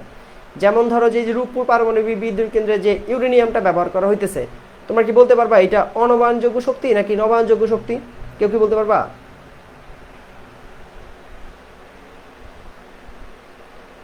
পারবা না মনে হয়, তাই না? এইটা হচ্ছে অনবায়নযোগ্য শক্তি। মানে ইউরেনিয়াম তো আসলে মানে পৃথিবীতে অজস্র নাই, এটা জাস্ট এক জায়গায় খনিতে পাওয়া গেছে, সেটাকে যখন উঠে ব্যবহার করে ফেলছে সেটার আর কার্যক্ষমতা নাই, সেটা নষ্ট হয়ে গেছে। তার মানে সেটা কিন্তু বারবার ব্যবহার করা যাইতেছে না। তার মানে যে জিনিসটাকে বারবার তুমি ব্যবহার করতে পারবা না সেটা হচ্ছে অনবায়নযোগ্য শক্তি। যেমন তেল, আমাদের যে গ্যাস আছে, গ্যাস এটা সেটা কিন্তু পর্যাপ্ত নাই, কিছুদিন পর গিয়ে শেষ হয়ে যাবে। রিসেন্টলি যে সৌদি আরবের সেখানে কিন্তু তেলের বাজার কমে যাওয়ার কারণে তাদের অর্থনীতিকে সমস্যা করছে। এখন আলটিমেটলি একটা সময় দেখা যাবে যে তাদের খনিতে পর্যাপ্ত তেল নাই বা গ্যাস পাওয়া যাচ্ছে না, তো সেক্ষেত্রে তখন কিন্তু তারা অর্থনৈতিক সংকটে পড়বে। তার মানে এগুলো কেবল অনবায়নযোগ্য শক্তি, ঠিক আছে? আর হচ্ছে এটাকে, আর যে নবায়নযোগ্য শক্তি এটাকে বলে রিনিউয়েবল এনার্জি, অর্থাৎ যেটাকে বারবার ব্যবহার করা। যেমন সৌরশক্তি, সৌরশক্তি কি কখনো নষ্ট হবে? সৌরশক্তি কিন্তু কখনো নষ্ট হবে না, শেষ হবে না আর কি। তাছাড়া ধরো যে তোমার সৌরশক্তির তো কথা বললাম, তারপর হচ্ছে তোমার ধরো যে বায়ু শক্তির কথা বললাম। বায়ু বাতাস কি তুমি পৃথিবী থেকে নষ্ট করতে পারবা না, বাতাস কিন্তু থাকবেই থাকবে। তারপরে আছে ধরো যে তোমার সৌরশক্তির কথা বললাম, তারপরে হচ্ছে বায়ু শক্তির কথা বললাম, তারপরে যে পানি পানি মানে জলশক্তি, অর্থাৎ পানির যে স্রোত সেটাকে কাজে লাগিয়েও বিদ্যুৎ শক্তি উৎপাদন করা হয়, কিংবা সমুদ্রের যে ঢেউ সেটাকে কাজে খাটেও বিদ্যুৎ শক্তি উৎপাদন করা যায়। সেটা অন্য প্রসেস, সেটা সামনে জানবা, অনেক হাই লেভেলে পড়াশোনা আছে। তো এইগুলো হচ্ছে নবায়নযোগ্য শক্তি। তোমাকে আসতে পারে যে এটি কোন ধরনের শক্তি বলো, নবায়নযোগ্য শক্তি মানে, অথবা বলতে পারে কোনটি নবায়নযোগ্য শক্তি। অনেকগুলো 4টা এমসিকিউ মানে অপশন দেওয়া থাকবে, একটা ক্লিক করতে হবে। তো এইটি হচ্ছে বিষয়। আর তোমরা থিওরি পার্টগুলো অবশ্যই পড়বা, এইটাই হচ্ছে বিষয়। তো এইটাই। তো আমরা কিছু তাহলে ম্যাথ সলভ করতে পারি নাকি? হ্যাঁ ঠিক আছে, সবাই তাহলে নোটটা একটু বের করো, যে গাইড বুক যে 4 এর যেইটা করা আছে সেটা সবাই একটু বের করো, তাহলে আমরা এখন থেকে সলভ করি নাকি? ওকে। ভাই, এই ক্লাসের পিডিএফ কি দিয়ে দিয়েছেন তাকে? হ্যাঁ হ্যাঁ দিয়েছি তো, দেওয়া আছে, সব কিছুই দেওয়া আছে, ঠিক আছে।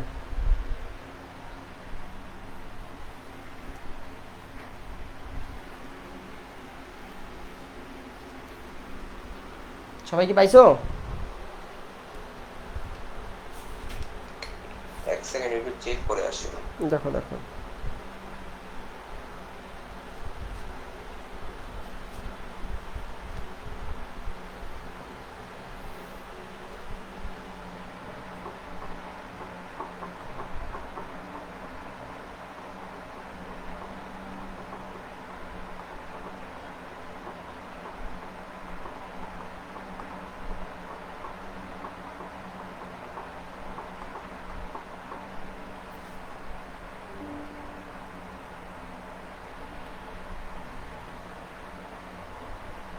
ভাই, ফিজিক্স ফাইল কোথায় আপলোড করছেন? ওই যে ড্রাইভ লিঙ্ক পাও নাই তোমরা?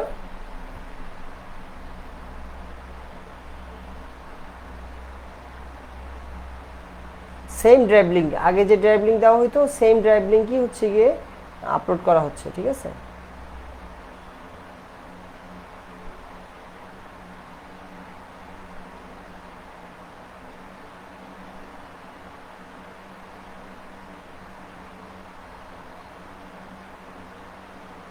আমি কি লিঙ্কটা আবার দিব? জি ভাই, আরেকবার দেন তো।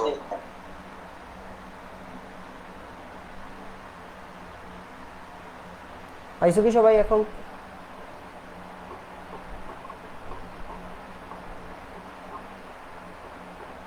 জি ভাই, পেয়েছি। দেখো।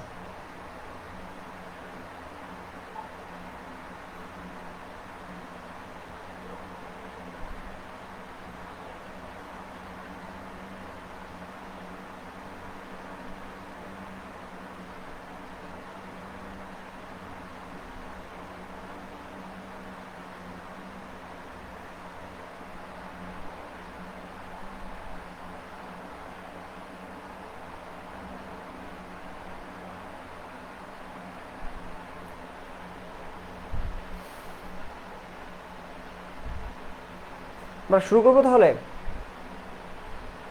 জি। ওকে, তাহলে জি জি জি, শুরু করেন না। তাহলে 1 নম্বর এমসিকিউটা দেখো। 1 নম্বর এমসিকিউতে কি বলছে? জি, 1 নম্বর এমসিকিউতে বলছে যে একটি গাড়ি 7 মিটার ব্যাসার্ধের একটি বৃত্তাকার পথে 44 মিটার ঘুরলে 10 নিউটন বল প্রয়োগ করা হলে সম্পূর্ণ কাজের পরিমাণ কত?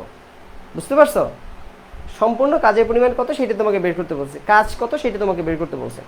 এখন বৃত্তাকার পথে সে ঘুরছে, তাই না? লেটস সে এটা একটা বৃত্তাকার পথ। বৃত্তাকার পথে কি কি ডাটা তোমাকে দিছে? যে 7 মিটার ব্যাসার্ধে, এই ব্যাসার্ধ কত? 7 মিটার।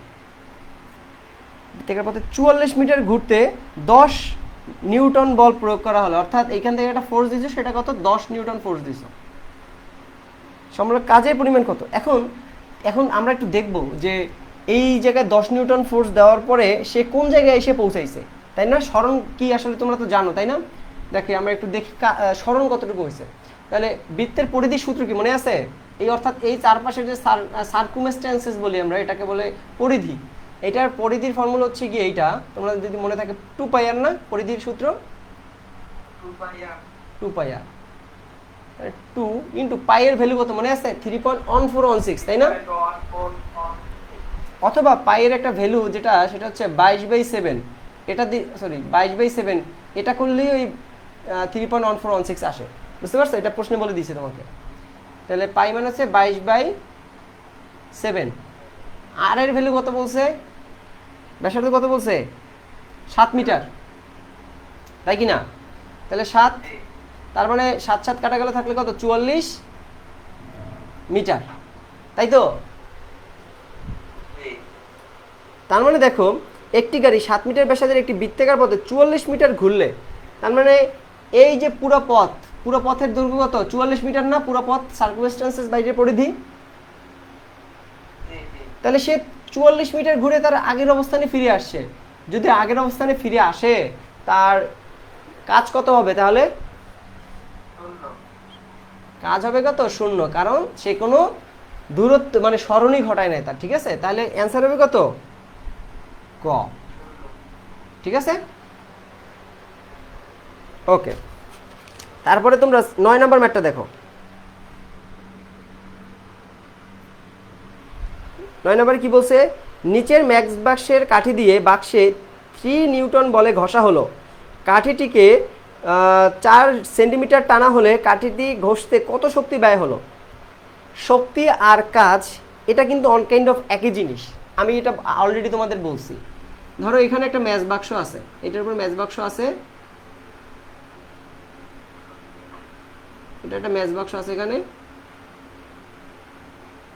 ঠিক আছে? এই জায়গাটা ম্যাচ বাক্স আছে, ঠিক আছে? এই জায়গাটা ম্যাচ বাক্স আছে। তো ম্যাচ বাক্স যদি থাকে, তার উপর থেকে একটা কাঠি আছে, সেই কাঠিটাকে তুমি ঘষছো যাতে আগুন ধরানো যায়।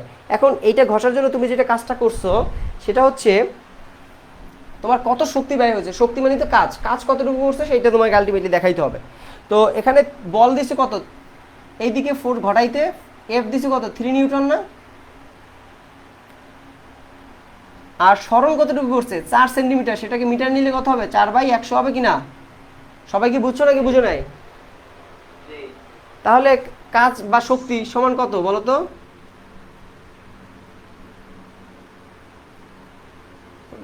কত হবে? এফএস 3 ইন্টু 4 বাই কত? 100 না? দেখো তো অ্যান্সার কত?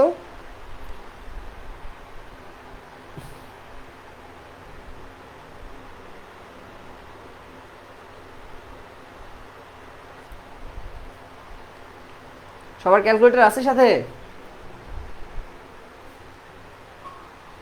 0.12। হ্যাঁ 0.12। সবার কি আসছে? এটার একক হবে কি? জুল না? জুল। এটা কত নম্বরে আছে? এক ক নাম্বারই তো আছে, তাই না? তাহলে ক নাম্বারই হচ্ছে অ্যান্সার।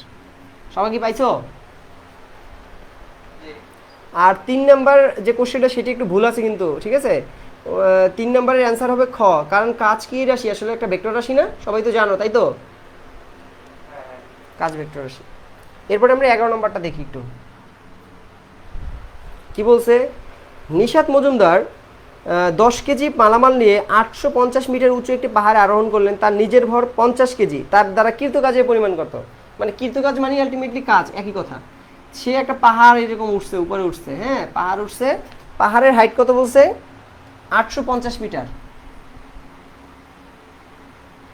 50 মিটার উঠছে। এখন ওই যে লোকটা যে ওখানে উঠছে, এই যে লোকটা সে ওখানে উঠছে, তার একটা পিছনে একটা ব্যাগ আছে, এরকম ব্যাগ আছে। তো ব্যাগের ওজন হচ্ছে কি তোমার কত, 10 কেজি, এবং তার নিজের ওজন হচ্ছে 55 কেজি। তার মানে তার টোটাল ওয়েট কত, টোটাল ওজন কত? 65। রাইট। মানে এই 65 ওয়েট নিয়ে তাকে কি করছে, তাকে উপরে উঠতে হচ্ছে না? দেখবা যে যে মোটা মানুষ একটু ওজন বেজন বেশি, তার পাহাড়ে উঠতে একটু কষ্ট হয় না? আর চিকন চাকন যারা, তারা তো ধাপ করে উঠতে পারে, কারণ তার কাজ কম করতে হয়। তার মানে এখন তোমার কতটুকু কাজ করছে সেটা বের করতে হবে। কাজ ডাব্লিউ সমান কত কি জানি আমরা, এফ এস জানি, জানি এফ সমান আসলে কি বলতো, এমজি না? যদি পাহাড়ের উপরে উঠছে যেহেতু, মানে হাইট অতিক্রম করছে, তাহলে এমজি এইচ হবে।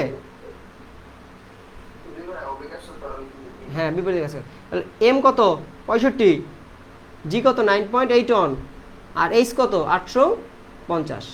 তাহলে দেখো তো কত আসে।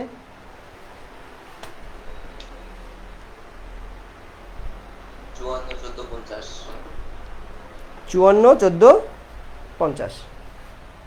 54, 14, 50, এটা ইউনিট কি হবে, জুলে হবে। এখন এইটাকে কি 5 into 10 to the power 5.4 into 10 to the পাওয়ার 1 2 3 4 5 লিখতে পারি।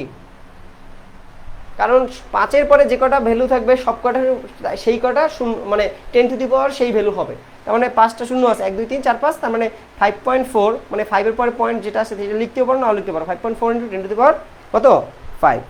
ঠিক আছে, তাহলে এটাই হচ্ছে অ্যান্সার। কত নম্বর এটা, ক না, ক? তাহলে এটাই হচ্ছে অ্যান্সার। পারবা না?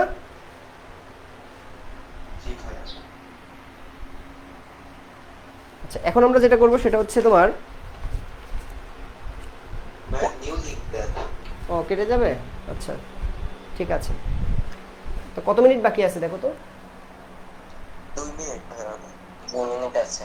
আচ্ছা, আমাকে জাস্ট যখন জাস্ট, আচ্ছা 2 মিনিট একটু তাহলে ব্রেক নাও, তাহলে এরপরে ই করো, ঠিক আছে?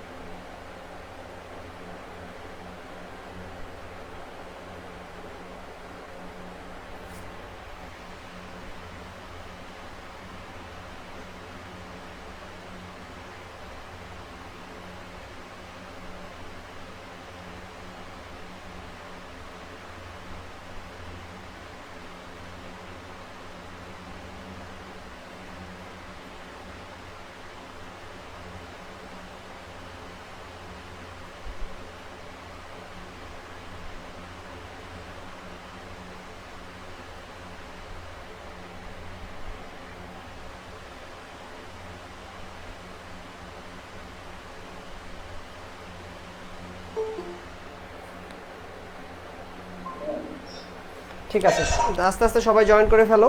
ওকে, তো আমরা হচ্ছে 15 নম্বর ম্যাথটা করার চেষ্টা করতেছি। ওকে, আচ্ছা 15 নম্বর কি বলছে বলো তো? 19.6 কেজি ভরের একটি বস্তু নির্দিষ্ট উচ্চতায় তুলতে 980 জুল কাজ করতে হয়। বস্তুটিকে মুক্তভাবে ছেড়ে দিলে কত বেগে ভূমিতে আঘাত করবে? বোঝাইতে পারছি?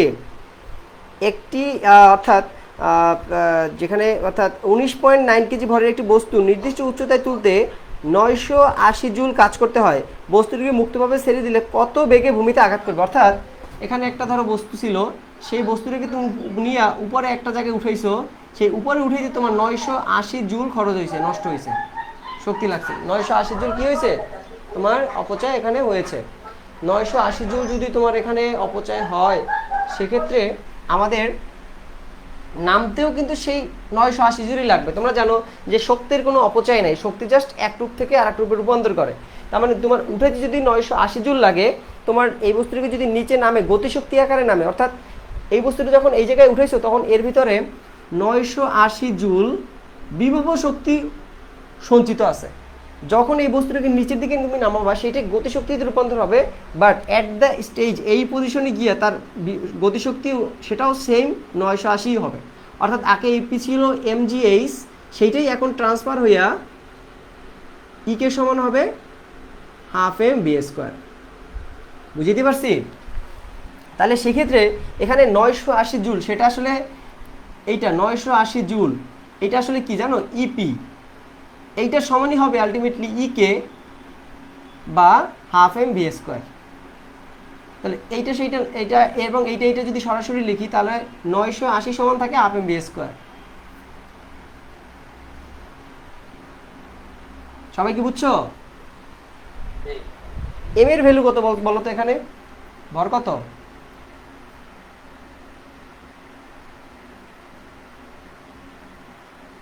$19.6 কেজি। তাহলে এখানে 980, এখানে লাগবে আমাদের ভি লাগবে, তাই না? ভি স্কোয়ার, ভিটা এটা সরাসরি আমি লিখতে পারি, বাট তারপর একটু তোমাদের দেখাই। ভি স্কোয়ার সমান থাকে 2 × 980 বা হচ্ছে গিয়ে এম, বা এম এর ভ্যালুই তো আসলে তোমার 19.6। আর ভি স্কোয়ারকে যদি উঠাই দাও, তাহলে এর পাশে কি থাকে? √ওভার থাকে, তাই না? তাহলে এইটা ভ্যালুটা একটু আস্তে আস্তে করবা। কিভাবে করবা আমি তোমাদের দেখাই। তোমাদের সাইন্টিফিক ক্যালকুলেটর তোমরা ইউজ করতে পারবা না। প্রথমত তোমরা করবা 980 গুণ 2, এইটা তোমার ক্যালকুলেটর ঘরে রাখবা বা খাতায় নোট লিখে রাখবে, একটু কোনায় লিখে রাখবা। এই যে ভ্যালুটা তুমি পাবা, সেইটা জাস্ট এটার অ্যান্সার বানাবা, সেইটারে তুমি জাস্ট পরে ভাগ করে দিবা 19.6 দ্বারা। ঠিক আছে? তাহলে যে অ্যান্সারটা আসবে সেইটা হচ্ছে ভি। এখন পরে কি করবা? তো সেইটাকে √ওভার করতে হবে। তোমার ক্যালকুলেটর কিন্তু √ওভারের অপশন আসে, সিম্পল যে ক্যালকুলেটরগুলো সেইগুলো। যে অ্যান্সারটা এখানে আসবে সেইটাকে √ওভার দিয়ে অ্যান্সার লিখবা। তারপরে যে অ্যান্সারটা আসবে সেইটাই হচ্ছে তোমার এমসিকিউতে চেক দিতে হবে। তো এখানে যদি তোমাদের কাছে ক্যালকুলেটর থাকে, তোমরা দেখো তো এখানে কত আসে ভি এর ভ্যালুটা।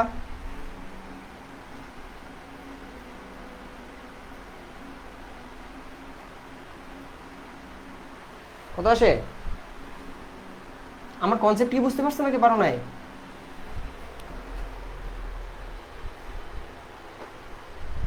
হয়েছে সবার? কত আসে?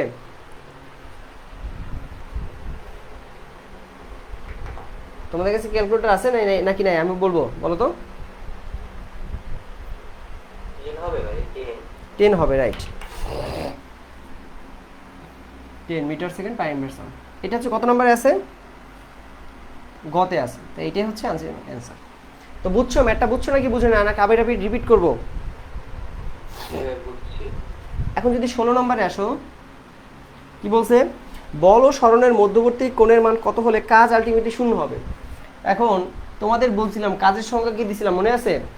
বলের দিকে বস্তুর যে সরণ ঘটে, তার সাথে যদি তুমি বলকে গুণ করো, অর্থাৎ বল ইন্টু বলের দিকের যে সরণ, সেইটাই আলটিমেটলি কি আমাদের? সেইটাই আলটিমেটলি আমাদের কাজ। তার মানে দেখো আমাদের যেটা হইতেছে, বস্তুর সরণ ঘটাইতেছ, ধরো লেটসে এইদিকে তোমার বলছে যে বল ও সরণের মধ্যবর্তী কোণের মান কত হলে কাজ আলটিমেটলি শূন্য হবে। ঠিক আছে? কারণ বল ঘটছে এইদিকে, কিন্তু সরণ লেটসে এইদিকে ঘটছে। জি বলো।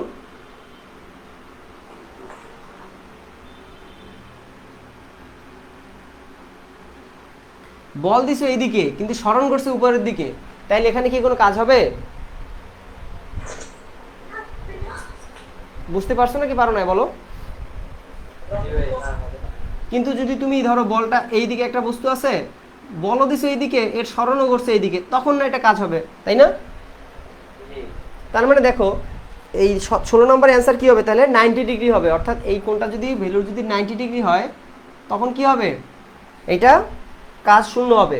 আবার কাজের আবার দুইটা ভাগ আছে, একটা হচ্ছে ধনাত্মক কাজ, একটা হচ্ছে ঋণাত্মক কাজ।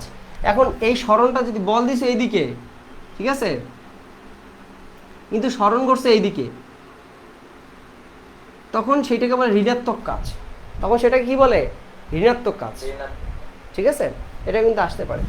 আচ্ছা, তাহলে 16 নম্বরের অ্যান্সার কি হবে, অ্যান্সার হবে হলে গিয়ে খ হবে, ঠিক আছে। ওকে, তারপরে 19 নম্বরটা একটু দেখো, এটা তোমাদের পারার কথা। একটি বস্তুকে 10 নিউটন বল দ্বারা ভূমির সাথে 60 ডিগ্রি কোণে টেনে ভূমি বরাবর 5 মিটার সরানো হলো। একটা বস্তুকে রাখছো, এটার ওয়েট বলছে কিছু 10 নিউটন বল দ্বারা তুমি ফোর্স করছো, কিন্তু সেটা একটা নির্দিষ্ট অ্যাঙ্গেলে, কত ডিগ্রি অ্যাঙ্গেলে, ভূমির সাথে 60 ডিগ্রি কোণে, 60 ডিগ্রি কোণে তুমি করছো, আর স্মরণ করছে কত, 5 মিটার করছে ভূমির সাথে। তাহলে এটার ফর্মুলা কি মনে আছে, ডাব্লু সমান F cos theta into S ছিল না, কারণ ভূমির সাথে যদি যায় সেটা কি কস থিটা হয় না, তখন মনে আছে দেখাইছিলাম। তাহলে এফ এর ভ্যালু 10, কস থিটার জায়গা হবে 60, আর এটা হবে এস, এস এর ভ্যালু হবে 5। দেখো তো এটা কত আসে অ্যান্সার।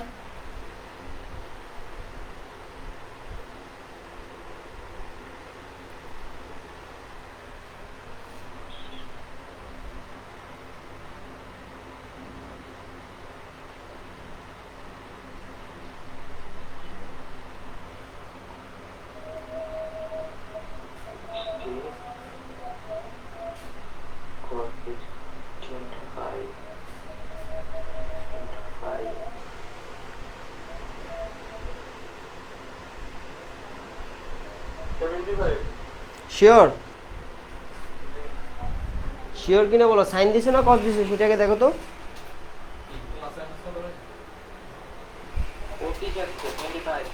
25 আসছে, ঠিক আছে, 25 জুল, তাই না, তাই কি না?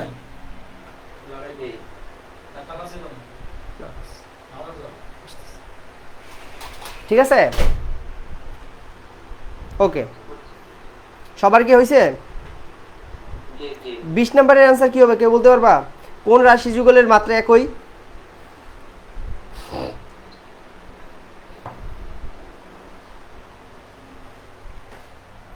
কাজ এবং ক্ষমতার, কাজ এবং হচ্ছে গিয়ে শক্তির কি একক একই না, এবং মাত্রা একই না, মনে নাই? তাহলে মাত্রা এক, না না, কোন রাশি যুগলের মাত্রা একই, কাজ ও শক্তির মাত্রা একই হবে, গ নাম্বার হবে 20 নম্বরের। হ্যাঁ, শক্তি মানে একক হচ্ছে জুল, রাইট। আচ্ছা, আমরা যেটা করবো 24 নম্বরটা, এত কঠিন জিনিস আসবে না যদিও, মানে এত বেশি প্রেশার নেওয়ার দরকার নেই, 24 নম্বরটা নিয়ে জাস্ট দেখাইলাম আর কি, যেহেতু আছে দেখাইলাম। এটা একটা, জি বলো। কঠিন কিছু আসবে না তো, এটা তো সহজই, আমরা তো খুব সহজ জিনিসই আসবে, বুঝে নাই, এত কঠিন কিছু আসবে না তো, মানে সিম্পল, মানে খুবই সহজ জিনিসগুলো আসবে, যে একক কি, মাত্রা কি, ঠিক আছে, এটা সহজ সহজ কিছু ম্যাথ আসবে, এইগুলাই, বুঝে নাই, কঠিন কিছুই আসবে না। ওকে, তোমরা যদি কঠিন কিছু মানে জানার জিনিস ইচ্ছে থাকে, যে ভাই এটা বুঝি না, জানার যদি ইচ্ছা থাকে, আমি কনসেপ্ট দিই মাঝে মাঝে ভিডিওতে, জানার কিছু থাকলে সেটা প্রশ্ন করবা, যে ভাই এটা বুঝতেছি না, মানে কারণটা কি, মানে এগুলো বোঝা যাবে, সমস্যা নেই। তা আমি তো সব কিছু, কারণ যেগুলো আসবে না শুধু শুধু পড়াই আসলে লাভ নেই, এই জন্য আর কি পড়াচ্ছি না, ঠিক আছে। এটার অনেক ডিটেলস আছে তো, কিন্তু এগুলো তো পড়াই না তোমাদের, এই জন্য আর কি।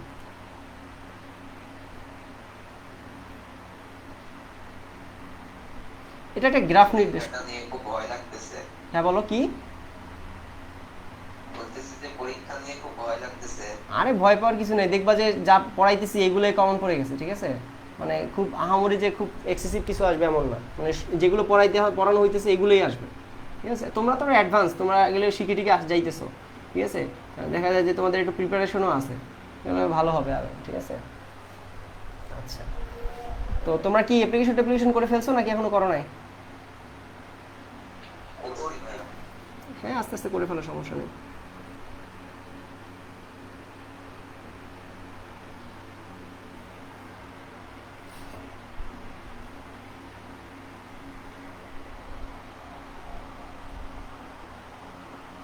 আচ্ছা ভাই, একটা ইনফরমেশন জানাতে পারছিল। জি বলো।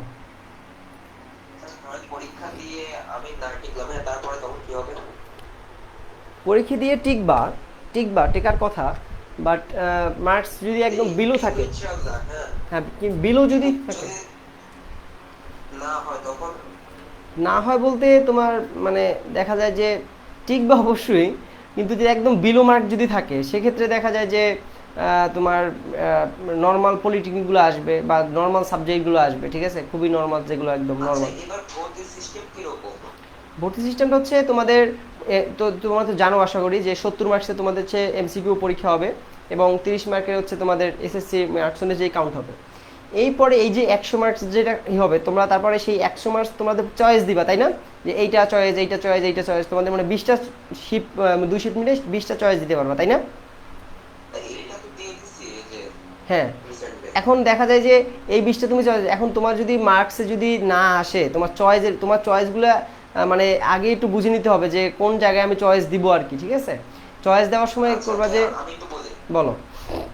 এই যে আমি চয়েস দিছি, হ্যাঁ, হুম একটা পলিটেক থেকে আমি আমার চয়েস আসলো, হুম ওখানে ভর্তি পরীক্ষা দিয়ে হুম যদি না টিকি তাহলে? না হলে তোমার মাইগ্রেশন হয়ে যাবে। মাইগ্রেশন বুঝছো? তোমার যে এখন আবার একটা সমস্যা আছে কি জানো, তোমার ধরো আমি আশা করতেছি মার্কস সবাই ভালো পাবা, এখানে এটা নিয়ে কিছু নাই, বাট যদি ইন কেস ধরো তুমি সব বিভাগীয় পলিটেকনিকগুলো হচ্ছে গিয়ে ভালো ভালো পলিটেকনিকগুলো ভালো সাবজেক্টগুলো চান্স দিয়ে রাখছো, ধরো যে এখন অনেক সময় দেখা যায় যে এই যেগুলো দিয়ে রাখছো এইগুলোই তোমার চান্স হইলো না, ঠিক আছে?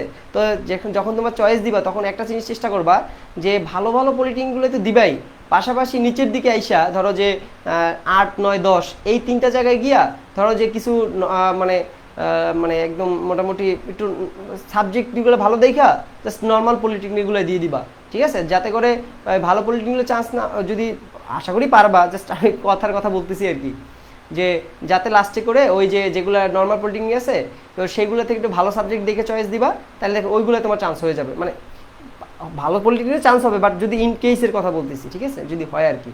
আমি কি বুঝাইতে পারছি নাকি আমি আবার একটু ক্লিয়ার করতে হবে? মানে লাস্টের দিকের যে চয়েসগুলো থাকবে সেগুলো একটু নর্মাল পলিটেকনিকে দেওয়ার চেষ্টা করবা, তাহলে দেখা যায় যে হয়ে যাবে, অথবা ভালো পলিটেকনিকের নর্মাল সাবজেক্ট দিবা, তাহলে হয়ে যাবে। আমি তো দিয়ে দিয়েছি ভাইয়া। হ্যাঁ হ্যাঁ বলো। আমি একটা কথা বলতে পারি ভাইয়া? হ্যাঁ অবশ্যই বলো। আমাদের তো মনে করেন যে আমরা চয়েস দিয়ে দিয়েছি, এখন 29 তারিখে যেহেতু পরীক্ষা, হুম পরীক্ষার পর আমাদের রেজাল্ট অনুযায়ী তখন আমাদের যে কলেজ সিলেকশন মানে ওরে তো চয়েস হিসেবে তারা সিলেক্ট করে দিল যে আমি এই নাম্বারের ভিত্তিতে এই পলিটেকনিক ইনস্টিটিউটে আমি পড়তে পারবো, এমন না? রাইট রাইট রাইট, তোমাকে মেসেজ দিয়ে বলে দিবে আর কি, তোমার মানে টার্মস দিয়ে দেবে। এরপরে তারপরে তুমি যদি চান ভর্তি না হও ওখানে, তোমার ভর্তি হয়েও যাও যদি সাপোজ, তখন তোমার আলটিমেট মাইগ্রেশন চলতেই থাকবে। তোমার প্রথমত নিচ থেকে টানতে শুরু করবে, মানে নিচের চয়েসগুলো থেকে আগে, মানে তোমার যে ফার্স্ট চয়েসগুলো সেগুলো থেকে দেখবে যে ফার্স্ট চয়েসে তুমি চান্স হইতেছে কিনা ওই পয়েন্টে, তারপরে দেখবে সেকেন্ড চয়েস, তারপর দেখবে থার্ড চয়েস, তারপর দেখবে ফোর্থ চয়েস, হ্যাঁ। আর ফোর্থ চয়েসে গিয়ে বা ফিফথ চয়েসে গিয়ে দেখো যে তোমার একটা পলিটেকনিকে চান্স হয়ে গেছে। এখন তুমি এখানে মাইগ্রেশনের অপশন আছে, মাইগ্রেশন যদি অফ না করে রাখো তাহলে দেখা যাবে ওই ফোর্থ পজিশন, মাইগ্রেশন যদি অন রাখো তুমি, দেখা যাবে যে যদি ফোর্থ পজিশনে যে তোমার চয়েসটা ছিল সেইগুলো থেকে দেখা যায় যে অনেক সময় উপরের দিকে উঠে যায়, মানে থার্ড চয়েসে যেটা ছিল ওইটা তুমি চান্স পেয়ে গেলে অনেক সময় হয়ে যায়, ঠিক আছে, যদি তুমি মাইগ্রেশন অন রাখো।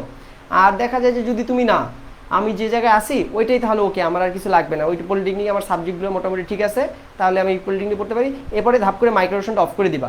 যদি মাইগ্রেশন অফ না করো তাহলে কিন্তু আবার ওই চেঞ্জ করতেই থাকবে আর কি, বুঝছো, রিপিটেশন করতেই থাকবে, মানে এক জায়গায় ভর্তি হয়েছে তার জায়গায় রিপিটেশন, তোমার মাইগ্রেশন আরেক জায়গায় চলে আসছে, তখন তুমি আর ওই জায়গায় ভর্তি হবে।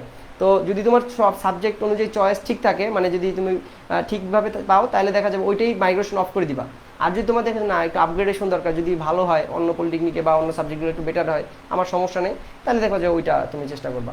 আমি কথা বুঝতে পারছি? তাহলে মাইগ্রেশনটা অন এবং অফের বিষয়টা বললাম তোমার। এখন এই যে 24 নম্বর ম্যাথটায় হচ্ছে তোমাকে বলছে যে এ বিন্দুতে শক্তির পরিমাণ 100 জুল হলে ডি বিন্দুতে শক্তির পরিমাণ আলটিমেটলি কত, তাই না? এইটা তোমাকে বলছে, কিন্তু আলটিমেটলি এটা একটু ভুল আছে, বুঝছো, এটা আসলে এ পয়েন্টটা দেখাইছে যেখানে ওখানে হবে না, এ পয়েন্টটা হবে এই পজিশনে গিয়া, ঠিক আছে, এই পজিশনে গিয়ে হবে। তো এই পজিশন থেকে এই পজিশনের উচ্চতা কত বলো তো? প্রত্যেকটা 50 করে, এটা এই জায়গায় 50, এই জায়গায় টোটাল 100, আবার এই জায়গায় কত টোটাল 100 না, আর টোটাল কত 400 না, 400 থাকে কি না? তাহলে এ বিন্দুর শক্তির পরিমাণ যদি ধরো 100 জুল হয়, এ পয়েন্টে যদি 100 জুল হয় সাপোজ, তাহলে এইটার থেকে 4 গুণ উপরে বাড়ছে না, এইটার থেকে পজিশন অনুযায়ী 4 গুণ বাড়ছে কিনা? এখন পজিশন কিন্তু তোমার বইতে দেওয়া আছে এ পয়েন্টের কথা, এই পয়েন্টের কথা বলা আছে, তাই না? তাই তো? কিন্তু তোমার ইনিশিয়াল ধরতে হবে কিন্তু এই পজিশন থেকে, এই পজিশন থেকে। কারণ এ পয়েন্টে শক্তি তোমার বলছে যে 100 জুল, 100 জুল, এ পয়েন্টে শক্তি বলছে 100 জুল, মানে এই লেভেল থেকে 100 জুল বলছে, এই লেভেল থেকে কত জুল বলছে? 100 জুল। কিন্তু তোমার যখন এই পয়েন্টে গিয়ে শক্তি বের করতে বলবে তখন কিন্তু রেফারেন্স এক্সিস ধরতে হবে এইটা একদম লোয়ার যে পয়েন্ট, সেই পয়েন্ট থেকে। আমি কি বুঝাইতে পারছি? 50-এর জন্য যদি শক্তি হয় 100 জুল, তাহলে 200-র জন্য, সরি 400 না, এখানে 200-র জন্য, এইটাই 100, এই জায়গায় 100, তাহলে 200-র জন্য কত হবে বলো তো?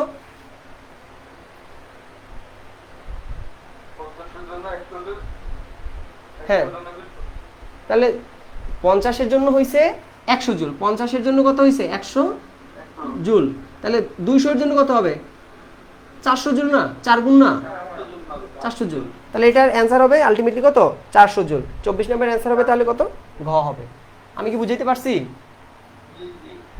ঠিক আছে, এরপরে 29 নাম্বারটা একটু দেখবো।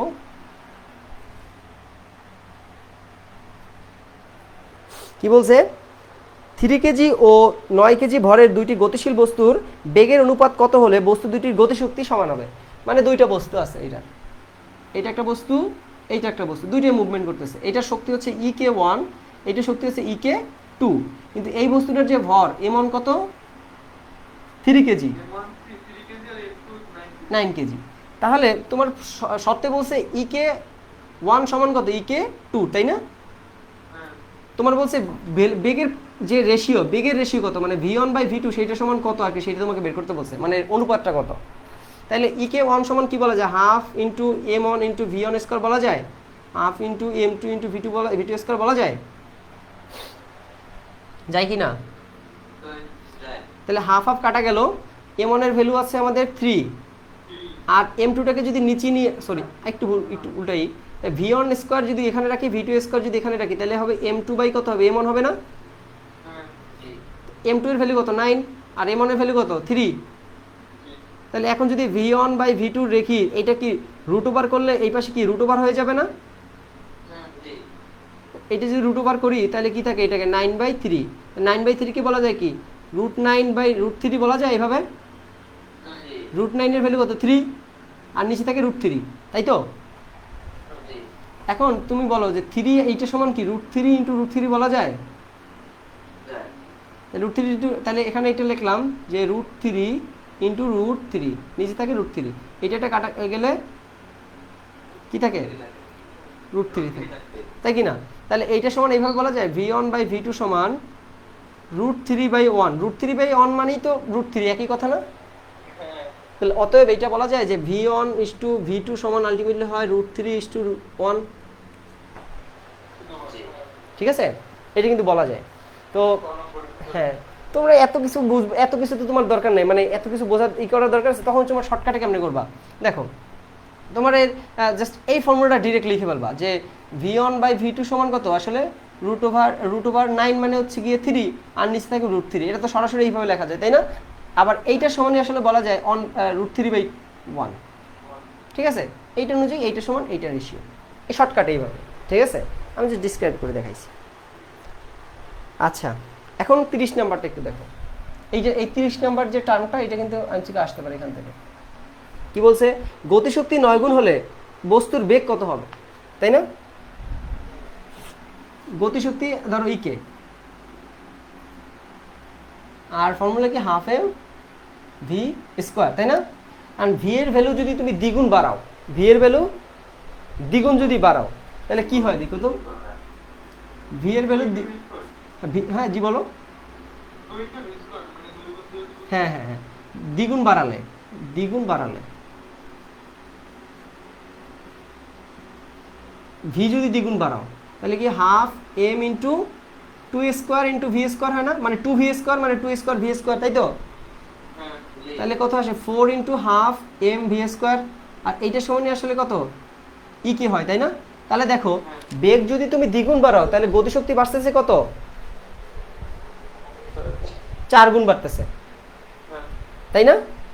জি এখন তোমাকে বলছে, অর্থাৎ এটি সবসময় মনে রাখবা যে বেগ যদি তুমি দ্বিগুণ বাড়াও গতিশক্তি তোমার 4 গুণ বাড়বে। ঠিক সেম ভাবে এখন তোমাকে বলছে গতিশক্তি যদি 9 গুণ বাড়ে তাহলে বস্তুর বেগ আসলে কত গুণ বাড়ছে, এটা বের করতে হবে। √3 হবে না, তখন √9 হবে না তখন? আমি আবার তাহলে বুঝছি, হ্যাঁ হ্যাঁ ঠিক আছে, উল্টাটা আর কি, ঠিক আছে। আর গতিশক্তি যদি তুমি ধরো 9 গুণ বাড়াইলা, গতিশক্তি তুমি 9 গুণ বাড়াইছো, তার মানে গতিশক্তি 9 ইকে হয়েছে, তাই না? হ্যাঁ তো 9 ইকে যদি হয় তাহলে হাফ এম ভি স্কোয়ার, তাহলে এইটাকে যদি ইকেটাকে এপাশে রাখো, তাহলে যদি 1/2 কে এখানে রাখো, এমটাকে এখানে রাখো, তাহলে এইটাকে বলা যায় 3 ইন্টু সরি তোমার 9 গুণ বাড়াইছো, তাহলে দেখো 9 গুণ যদি বাড়াও, এখানে যদি 3 গুণ বাড়াও, ভি এর ভ্যালু যদি 3 গুণ বাড়াও, তাহলে 3 ইন্টু ভি ইন্টু স্কোয়ার যদি করো, তখনই কিন্তু এটা এইভাবে থাকে তোমার, সরাসরি যদি এটা করো তখন কিন্তু half into M into 9 into V square, তাই না? তাই কি না? তাহলে 9 half into M into V square হয় তখন, তাহলে 9 ইকে হয়। মানে এখানে যদি বেগ যদি তুমি 3 গুণ বাড়াও, বেগ 3 গুণ বাড়াইলে 3 গুণ করলে 9 গুণ হবে। বাড়ালে তোমার ইকে 9 গুণ বাড়বে, বুঝতে পারছো? আর আগেরটা 2 গুণ বাড়ানো ছিল তাই 4 গুণ হ্যাঁ। ছিল, আর এখানে 3 গুণ বাড়ালে জাস্ট গতিশক্তি যে কটা থাকবে তাকে √9 করে দিবা, √9 আছে। যদি বলে যে তোমার যদি সাপোজ যদি তোমাকে বলে যে হচ্ছে গিয়ে 16 গুণ বাড়ছে, তার মানে √16 হবে, তার মানে বেগ কত বাড়ছে, 4 গুণ বাড়ছে, বুঝতে পারছো? জি ওকে, এখন আমরা 31 নাম্বারটা করবো।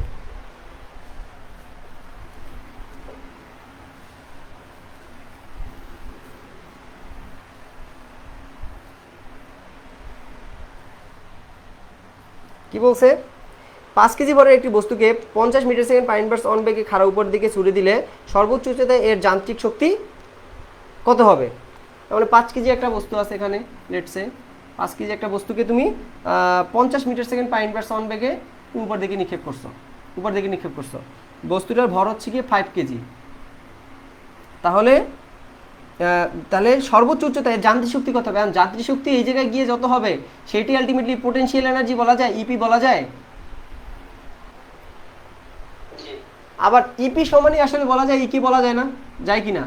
একই জিনিস না, ঠিকই বলা যায় কিনা? জি জি এটা যদি হয়, আচ্ছা এটা যদি হয় আমাদের, তাহলে কাজ বা শক্তি একই জিনিস, ডাব্লু সমান তাহলে কি বলা যায় বলো তো? এফ এস বলা যায়, তাই না? জি তোমরা তো জানো ডাব্লু সমান এফ এস যে কথা, হাফ এম ভি স্কয়ার একই কথা, এম জি হয়েছে একই কথা, জাস্ট টার্মগুলো একটু চেঞ্জ। তাহলে এফটাকে রেখে দিলা। আচ্ছা এখন যেটা হইতেছে তোমাকে বলছি কি বলতো, উপরের দিকে ছুড়ে দিলে এর সর্বোচ্চ উচ্চতায় এর যান্ত্রিক শক্তি আসলে কত হবে সেইটা তোমার কাছে জানতে চাইতে, যান্ত্রিক শক্তি আসলে কত সেইটা তোমার কাছে আসলে এখন জানতে চাইছি। এবং এখানে কি কি দেওয়া আছে, বেগ দেওয়া আছে এবং ওজন দেওয়া।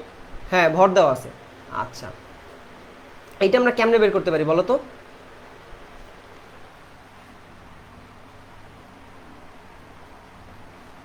এম এর ভ্যালু তো তোমাকে বলে দিয়েছে 5 কেজি, আর ভি এর ভ্যালু তো তোমাকে বলেছে 50 metre second power inverse one. তাহলে এইটা সমানই তো এইটা, তাহলে এইটা বলা যায় না হাফ ইন্টু 5 ইন্টু 50 স্কোয়ার বলা যায়?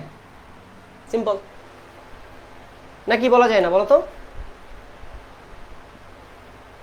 কি বুঝতে পারো না নাকি আবার রিপিট করব? আর তো কিছু হয় আচ্ছা এটা মনে হয় একটু বুঝতে সমস্যা হয়েছে, আমি একটু বুঝানো উল্টা মানে একটু বেশি বুঝিয়ে ফেলছি মনে হয়, যে সিম্পল ভাবে বুঝাই, একদম সিম্পল। জাস্ট তোমাকে যান্ত্রিক শক্তি চাইছে, শক্তির ফর্মুলা কি বলো তো? ইকে সমান হাফ এম ভি স্কয়ার কিনা? জি প্রশ্নে বলছি কি আসলে 5 কেজি ভরের একটি বস্তুকে 50 metre second power inverse one বেগে খাড়া উপরের দিকে ছুড়ে দিলে সর্বোচ্চ উচ্চতায় এর যান্ত্রিক শক্তি কত হবে? যান্ত্রিক শক্তি মানে কি আসলে? হাফ এম ভি স্কয়ার না শক্তি না এটা? গতিশক্তি অর্জন হয়েছে না, ভেলো তোমাকে বলছি কি বেগ থাকলে সেটা গতিশক্তি, আর উচ্চতা বলা থাকলে সেটা বিভব শক্তি, তাই কি না? তাহলে এটা formula half M V square, half into M এর ভ্যালু তো আমরা জানি 5 কেজি, ভি এর ভ্যালু জানি 50, এটাই তো ফর্মুলা, সিম্পল। পারবো না নাকি? একদম সিম্পল জিনিস। আচ্ছা 34 নাম্বারটা একটু দেখবা তোমরা ভালো করে, এগুলো সবই সেম, আমি আর রিপিট করতেছি না। তোমরা 39 নাম্বারটা একটু দেখো কি বলছে। কোনো বস্তুর বেগ 3 গুণ হলে এর গতিশক্তি কত বাড়ে, তাই তো? আচ্ছা কোনো বস্তুর বেগ 3 গুণ করা হলে এর গতিশক্তি আলটিমেটলি কত পার্সেন্ট বাড়ে, এটা কিন্তু আগের মতো নাই, এটা কিন্তু কত পার্সেন্ট বাড়ে সেটা বলে, মানে বলে নাই যে কত গুণ বাড়ে, এটা বলছে কত পার্সেন্ট বাড়ে, সেটা তোমাকে এখানে জানতে চাইছে বা এখানে তোমাকে বলতে বলছে আর কি। মানে এইটা আমরা কেমনে আসলে আমরা পাবো আর কি, বা এটা আমরা কীভাবে কী করতে পারি সেটা একটু দেখতে হবে। আচ্ছা বেগ তুমি বাড়াইছো 3 গুণ, বেগ কতটুকু বাড়াইছি আমরা? 3 গুণ বাড়াইছে।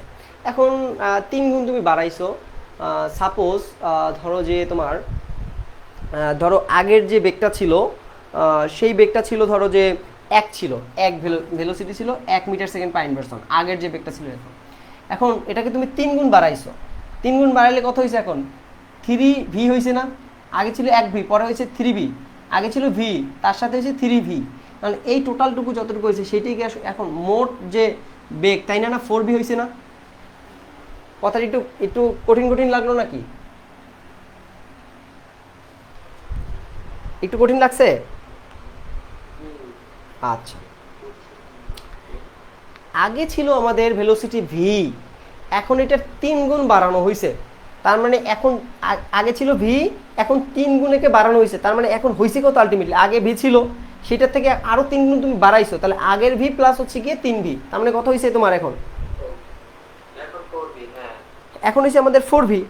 এখন 4 ভি যদি হয়, আচ্ছা এইটার মতো করে 38 নাম্বারে কিন্তু একটা ম্যাথ আছে, 38 নাম্বার সেম ম্যাথ আর কি, সেম টাইপের, তো ওটাও একটু দেখার চেষ্টা করবা, ওটাও কিন্তু ফর্মুলা ওয়াইজ মোটামুটি সেমই আর কি। এখন গতিশক্তি কত বাড়বে সেটা আমাদের একটু জানার ব্যাপার আছে। আচ্ছা এখন এইটা যদি 4 ভি হয়, গতিশক্তি কত বাড়ছে সেটা আমাদের 4 গুণ যদি বাড়ে গতিশক্তি হবে কত বলো তো? ইকে সমান তো আমরা জানি হাফ এম ভি স্কোয়ার, তাহলে হাফ এম তো এম থাকবে, আর ভি এর জায়গায় হবে কত? 3 গুণ বাড়ছে ধরো। এখন গতিশক্তি কত আছে সেটা আমি দেখার চেষ্টা করি। তোমার 3 ভি 3 গুণ বাড়ছে, 3 ভি স্কোয়ার, তাহলে half into M into 9 into V square, তাহলে এখানে যদি 9টাকে একটু সামনে রেখে half into M into V square সমান 9 ইন্টু ই কে, এটা বলা যায় 3 গুণ বাড়ানো হলে। আমি রিপিট করবো আবার, আগে আগে একটা সিম্পল হচ্ছে গতিশক্তি ছিল, সেটার থেকে বেগ তুমি 3 গুণ বাড়াইছো, বেগ যদি 3 গুণ বাড়াও তাহলে আমাদের গতিশক্তি কত বাড়বে? 9 গুণ না? 9 গুণ। এখন 9 গুণ যদি বাড়ে তাহলে 9 গুণ তোমার বাড়ছে, এখন 9 গুণ তো হয়েছে। এখন আগে ছিল আমাদের কত? একটা ভি ছিল, তাই না? এক গতিশক্তি ছিল, তাই না? একটা গতিশক্তি ছিল না? এখন তাহলে গতিশক্তি বাড়ছে কতটুকু? এখন হয়েছে 9 ইকে, আর আগে ছিল একটা ইকে, তার মানে কতটুকু ইকে বাড়ছে? 8 ইকে বাড়ছে না? হ্যাঁ এখন এইটা শুধু পার্সেন্টেজে বের করতে চাও, সাথে জাস্ট 100 গুণ করে দিতে হবে, এই জন্য আসছে 800%। বুঝে দিয়ে পারছি? মানে জাস্ট আগে কত একটা ভেলোসিটি ছিল সেটাকে কাউন্ট করে রাখতে হবে, যে আগে একটা গতিশক্তি ছিল, তাহলে ভেলোসিটি বাড়ছে কত? 3 গুণ বাড়ছে, তাহলে গতিশক্তি বাড়ছে কত? 9 গুণ, তাই কি না? তাহলে আগে একটা গতিশক্তি ছিল, একটা ইকে তো আগে ছিলই, তাহলে এখন হয়েছে 9 ইকে, আগে ছিল 1 ইকে, তাহলে বাড়ছে কতটুকু? জাস্ট 8 ইকে। কিন্তু তোমার আগে যে প্রশ্নগুলো ছিল তখন কিরকম প্রশ্ন থাকতে জানো? যে ভেলোসিটি 3 গুণ বাড়লে গতিশক্তি কত হয়, গতিশক্তি কত গুণ বাড়ে। এখন কিন্তু সেটা বলে নাই যে গতিশক্তি কতটুকু আগের তুলনায় বাড়ছে, মানে আগে ছিল 1 ইকে, এখন হয়েছে 9 ইকে, তাহলে বাড়ছে কতটুকু? 8 ইকে। সেটাকে পার্সেন্টেজ আকারে কি করলে? 800%। সিম্পল, বুঝছো? আচ্ছা এখন আমরা একটু 44 নাম্বারটায় যাই। কি বলছে? 5 কেজি ভরের একটি বস্তুকে 50 মিটার উঁচু দালান থেকে নিচে ফেলে দেওয়া হলো, ভূমিতে স্পর্শ করার আগ মুহূর্তে গতিশক্তি কত হবে? এইটা আসলে কয়েকভাবে করা যায়, বুঝছো? মানে দুইভাবে করা যায়, কয়েকভাবে না, জাস্ট দুইভাবে করা যায়। মানে জাস্ট সিম্পলি আমি তোমাকে বলি যে এখান থেকে একটা বস্তু ছিল, সেই বস্তুটা নিচের দিকে নামছে, তখন আগে যেটা ছিল সেটা ছিল ইপি, সেই বস্তুটির নিচে নাইমা হয়ে গেছে কি ইকে না, মানে বেগ যখন থাকবে ইকে হয়ে গেছে না। তোমাদের তো আগেই বলছি ইপি আর সমান আসলে ইকে বলা যায় না, শক্তি একই না, জাস্ট শক্তি রূপান্তর করছে, করছে কি না। তাহলে এই জায়গার যে ইকে এর ভ্যালুটা সেইটার সমান কিন্তু ইপি এর ভ্যালু, তা ইপি এর ভ্যালু কত এখানে বলো তো, এমজিএইচ না। তাহলে এম এর ভ্যালু কত বলছে, কেজি কত 5 কেজি, জি এর ভ্যালু কত 9.8 টন, আর এইচ কত বলছে 50 মিটার। তাহলে অ্যান্সার আসে কত দেখো তো,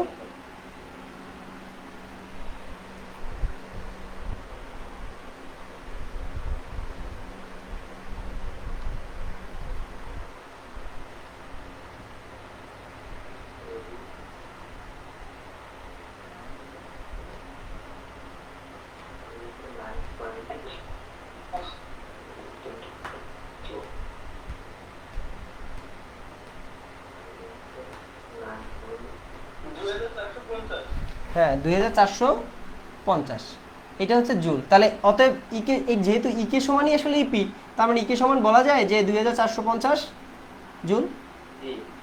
এটা কত নম্বরে আছে, এটা হচ্ছে তোমার ঘ নম্বরে আছে, এইটা হচ্ছে অ্যান্সার। পারা যাবে? ঠিক আছে, তোমরা 52 নম্বর একটু যাও।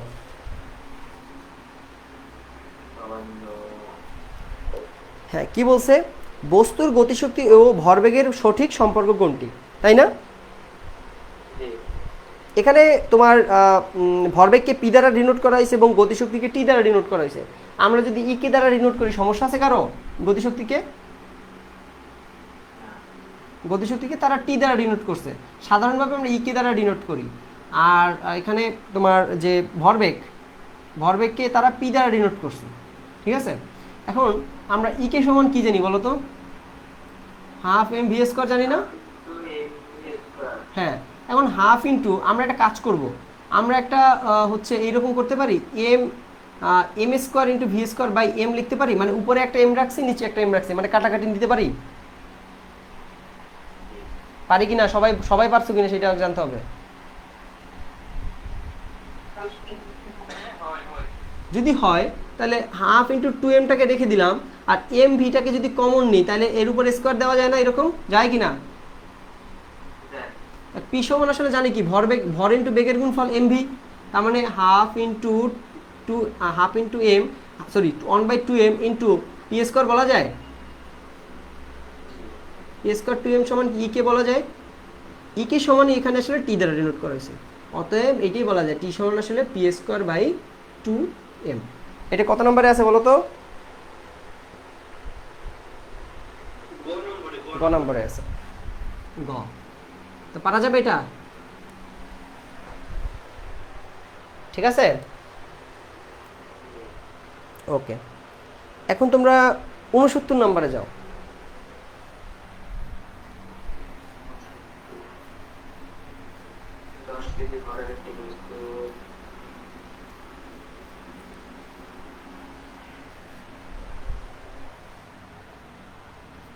কি বলছে, 10 কেজি ভরের একটি বস্তু 10 metre second power inverse one বেগে একটি স্প্রিংয়ের উপর পড়লো। স্প্রিং ধ্রুবক 10 কি দশক শতক হাজার 1 লক্ষ জুল মিটার ইনভার্স 2 হলে সেটি কতটুকু সংকুচিত হবে। এখন তোমাদের স্প্রিংয়ের জন্য গতিশক্তি বিষয়টা পড়াই নেই, আগে একটু সেটা নিয়ে একটু ডিসক্রিপশন দেখাই।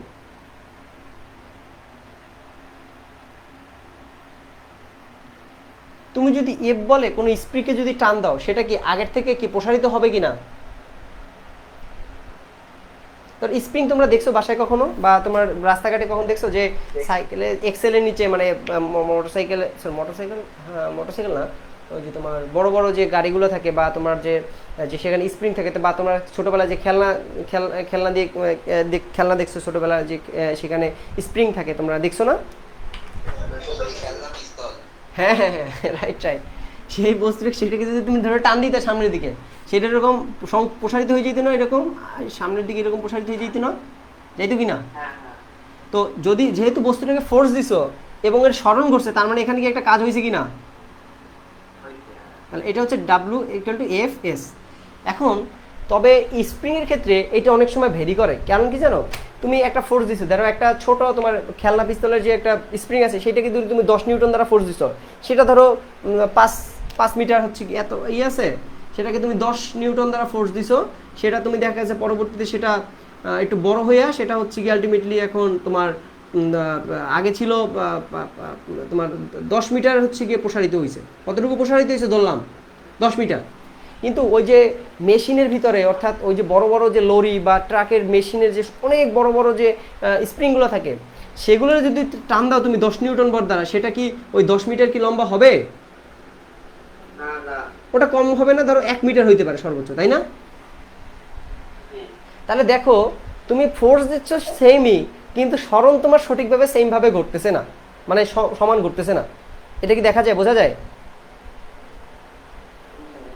এখন তুমি কতটুকু ফোর্স দিলে কতটুকু সরবে বা সরণ ঘটবে সেটা নির্ভর করে স্প্রিংয়ের ক্ষমতা বা স্প্রিংয়ের একটা শক্তির উপরে। সেই স্প্রিং কীরকমের অবস্থায় আছে সেইটাকে জানার জন্য এখানে একটা কনস্ট্যান্ট ভ্যালুকে হিসাব করা হয়। প্রতিটা এই তোমার তোমার স্প্রিংয়ের জন্য আলাদা এই যে ধ্রুবকটা, সেটাকে বলে স্প্রিং ধ্রুবক। কি স্প্রিং ধ্রুবক? স্প্রিং ধ্রুবককে কে দ্বারা ডিনোট করা হয়, ঠিক আছে, কে দ্বারা। এখন এই প্রশ্নে তোমার কে এর ভ্যালু বলছে কত, 1 লক্ষ।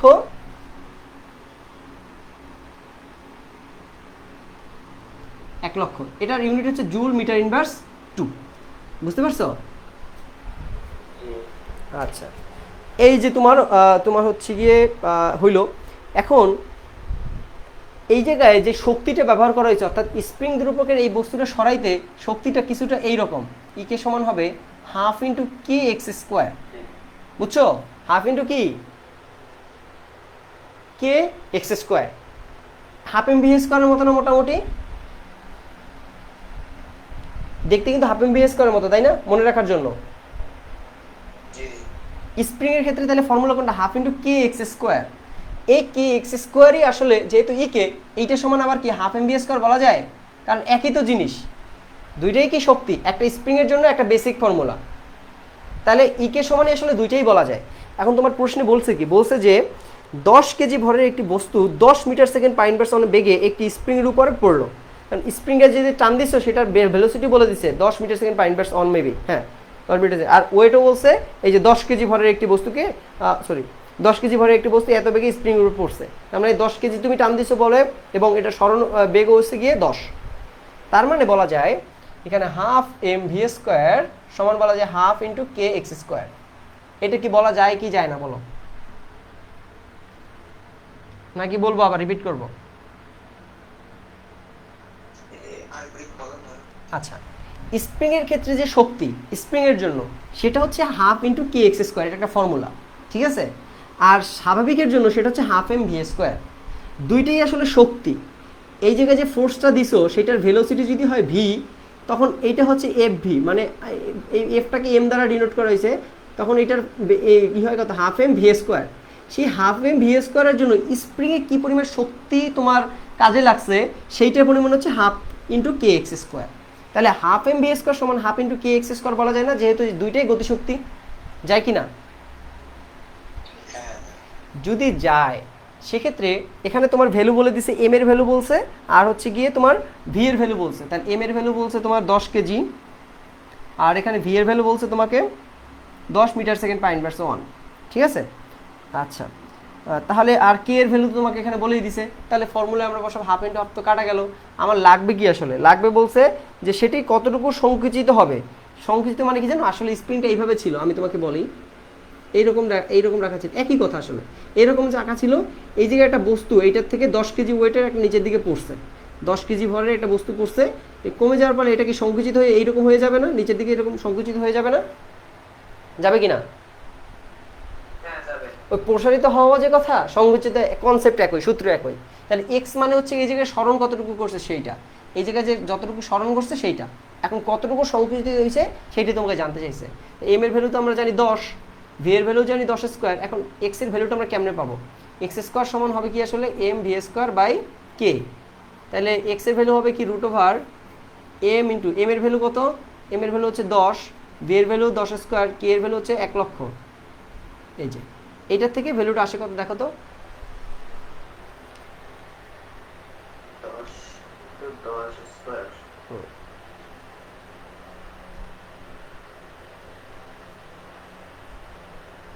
10 ইনটু 10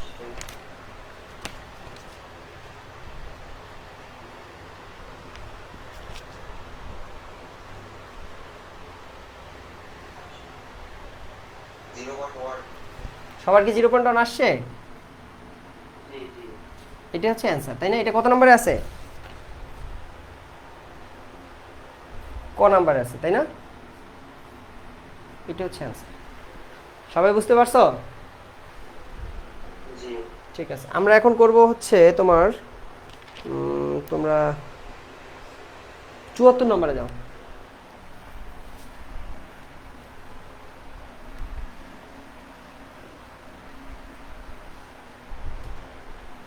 বস্তুর ভর 7 কেজি। 74 নম্বর কি বলছে? একটি বস্তুর ভর 7 কেজি, একে ভূপৃষ্ঠ হতে 20,000 সেন্টিমিটার 2000 সেন্টিমিটার উচ্চতায় তুললে এ বিভব শক্তি কত হবে? এটা কি আমার করাই দিতে হবে? করাই দিতে হবে? জি করাই দেওয়া লাগবে। লাগবে? ফর্মুলা আমরা জানি না বিভব শক্তির, ইপি সমান কি mgh না? হ্যাঁ হ্যাঁ, হ্যাঁ এর মান হচ্ছে 7 কেজি, জি এর ভ্যালু তো আমরা জানি 9.8 টন। 9.8 আর সেন্টিমিটারে দেওয়া আছে মিটারে বানাইতে হবে, তাই 2000 আছে, সেটাকে যদি তুমি 100 দ্বারা ভাগ করো তাহলে কত হবে? 20 মিটার আসবে। তাহলে এখানে ভরায় বসাই দিবা 7 ইন্টু 9.8 টন ইন্টু হচ্ছে গিয়ে 20। ঠিক আছে, হ্যাঁ ওকে। তোমরা তারপরে যাবা হচ্ছে তোমার কত আসে?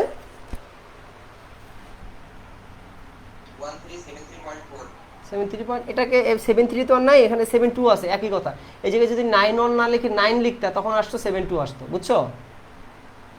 তোমাদের এই বইতে সব ভ্যালুগুলো 9.8 ধরে করা আছে, 9.8 অন ধরে করা নাই, সেই জন্য সব ভ্যালুগুলো একটু 9.8 ধরে করলে অ্যাকচুয়াল আসবে। ঠিক আছে, এটা ভ্যালু হচ্ছে কি ক। ঠিক আছে, এটাই হচ্ছে অ্যান্সার।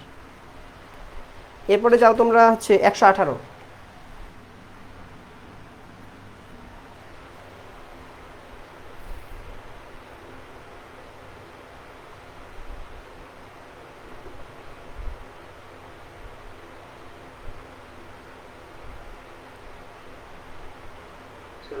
ভরে তুমি 0.5।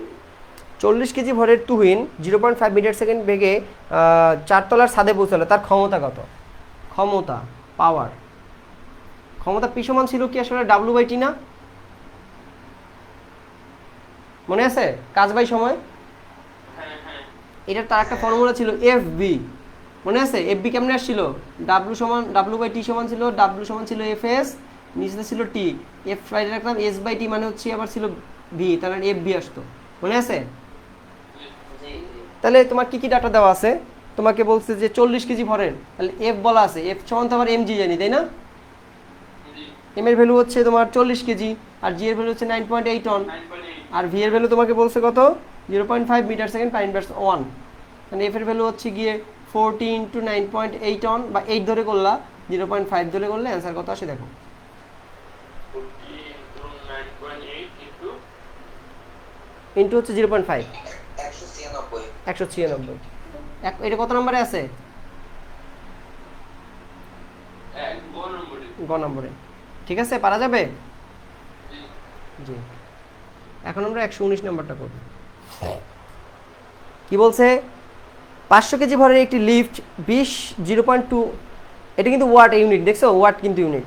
আচ্ছা, 119 নম্বরটা দেখো। 500 কেজি ভরের একটি lift 0.2 metre second power inverse উপরের দিকে উঠে কত অশ্ব ক্ষমতার মোটর? অশ্ব ক্ষমতা চাইছি, তাই না? হ্যাঁ তাহলে আগে তো পাওয়ার বের করতে হবে, তাই না? জি জি পাওয়ার বের করতে হবে। অথবা তোমরা পাওয়ারটাকে যদি অশ্ব ক্ষমতা চাই সরাসরি এইভাবে লিখতে পারো, W/746 ইন্টু টিউ লিখতে পারো, এভাবেও লেখা যায়। বুঝতে পারছো? কারণ জাস্ট 746 দ্বারা ভাগ করে দিতে হবে না, অথবা সরাসরি আগে ওয়াটে বের করবা, তার থেকে 746 দ্বারা ভাগ করে দিবা। কথা বুঝতেছো?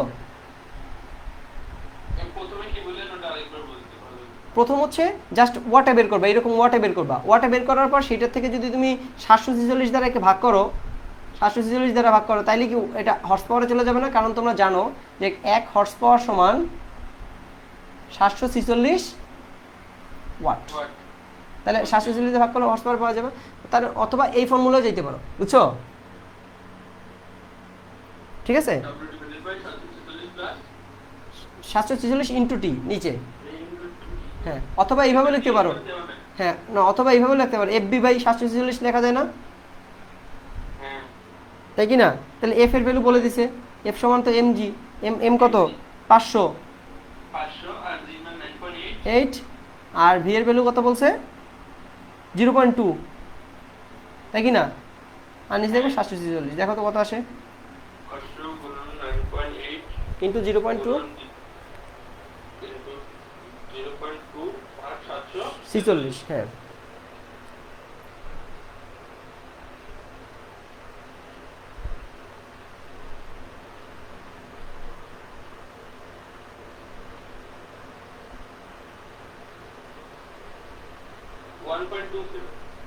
শিওর?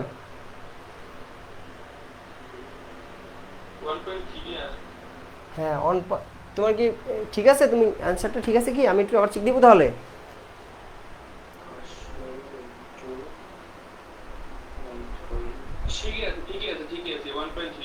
আচ্ছা ঠিক আছে, 1.3, তাহলে 1.3 হর্স পাওয়ার, তাই না? যদি ওয়াটে চাইতো তাহলে আর 746 দ্বারা ভাগ করতা না, তাই না? রাইট। এখন তোমরা একটু 126 নাম্বারটা দেখো। কর্মদক্ষতা, কাজের পরিমাণ বলছে ডাব্লু, প্রদত্ত শক্তি ই, শক্তির অপচয় ইয়ন, তাহলে কোন সূত্রটি সঠিক? তার মানে তোমার ই থাকবে নিচে, গ নাম্বারটা অ্যান্সার হবে। ই থাকবে নিচে, উপরে থাকবে হচ্ছে গিয়ে টোটাল শক্তি যেটা ই করছো, প্রদত্ত শক্তি মাইনাস হচ্ছে গিয়ে শক্তির অপচয়। কার্যদক্ষতা এটা কত নাম্বার? 126।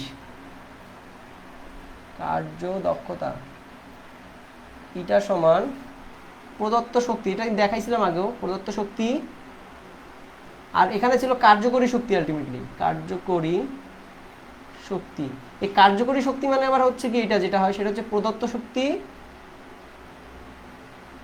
মাইনাস হচ্ছে গিয়ে অপচয়, ঠিক আছে, ইন্টু হচ্ছে 100। বুঝতে পারছো?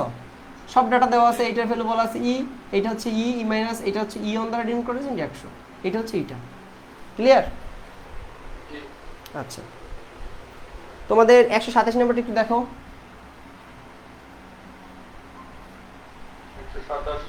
হ্যাঁ, প্রত্যেকটি ধাপে 10% শক্তি অপচয় হলে দুইটি ধাপে কত কর্মদক্ষতা? হ্যাঁ, কর্মদক্ষতা, কারণ কর্মদক্ষতা কত? হ্যাঁ, দুইটি ধাপে কর্মদক্ষতা কত? তো একটা ধাপের কর্মদক্ষতা, প্রথম ধাপেরটা বের করি। প্রথম ধাপে কর্মদক্ষতা কত হয়েছে? 10% শক্তি অপচয় হয়েছে, তাই না? হ্যাঁ, প্রথম ছিল 100%, তাই না?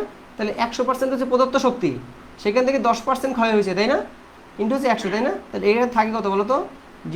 90/100 ইন্টু হচ্ছে 100, তার মানে হচ্ছে 0.9 থাকে না? আর 100 যদি না দাও সেটা জাস্ট, আচ্ছা 0.9 দিলে, সাথে যদি 100 দাও তাহলে কত হবে? 90 নাকি? তাই কি না? না, 90 কিভাবে হবে? 9 হবে। 9 হবে না?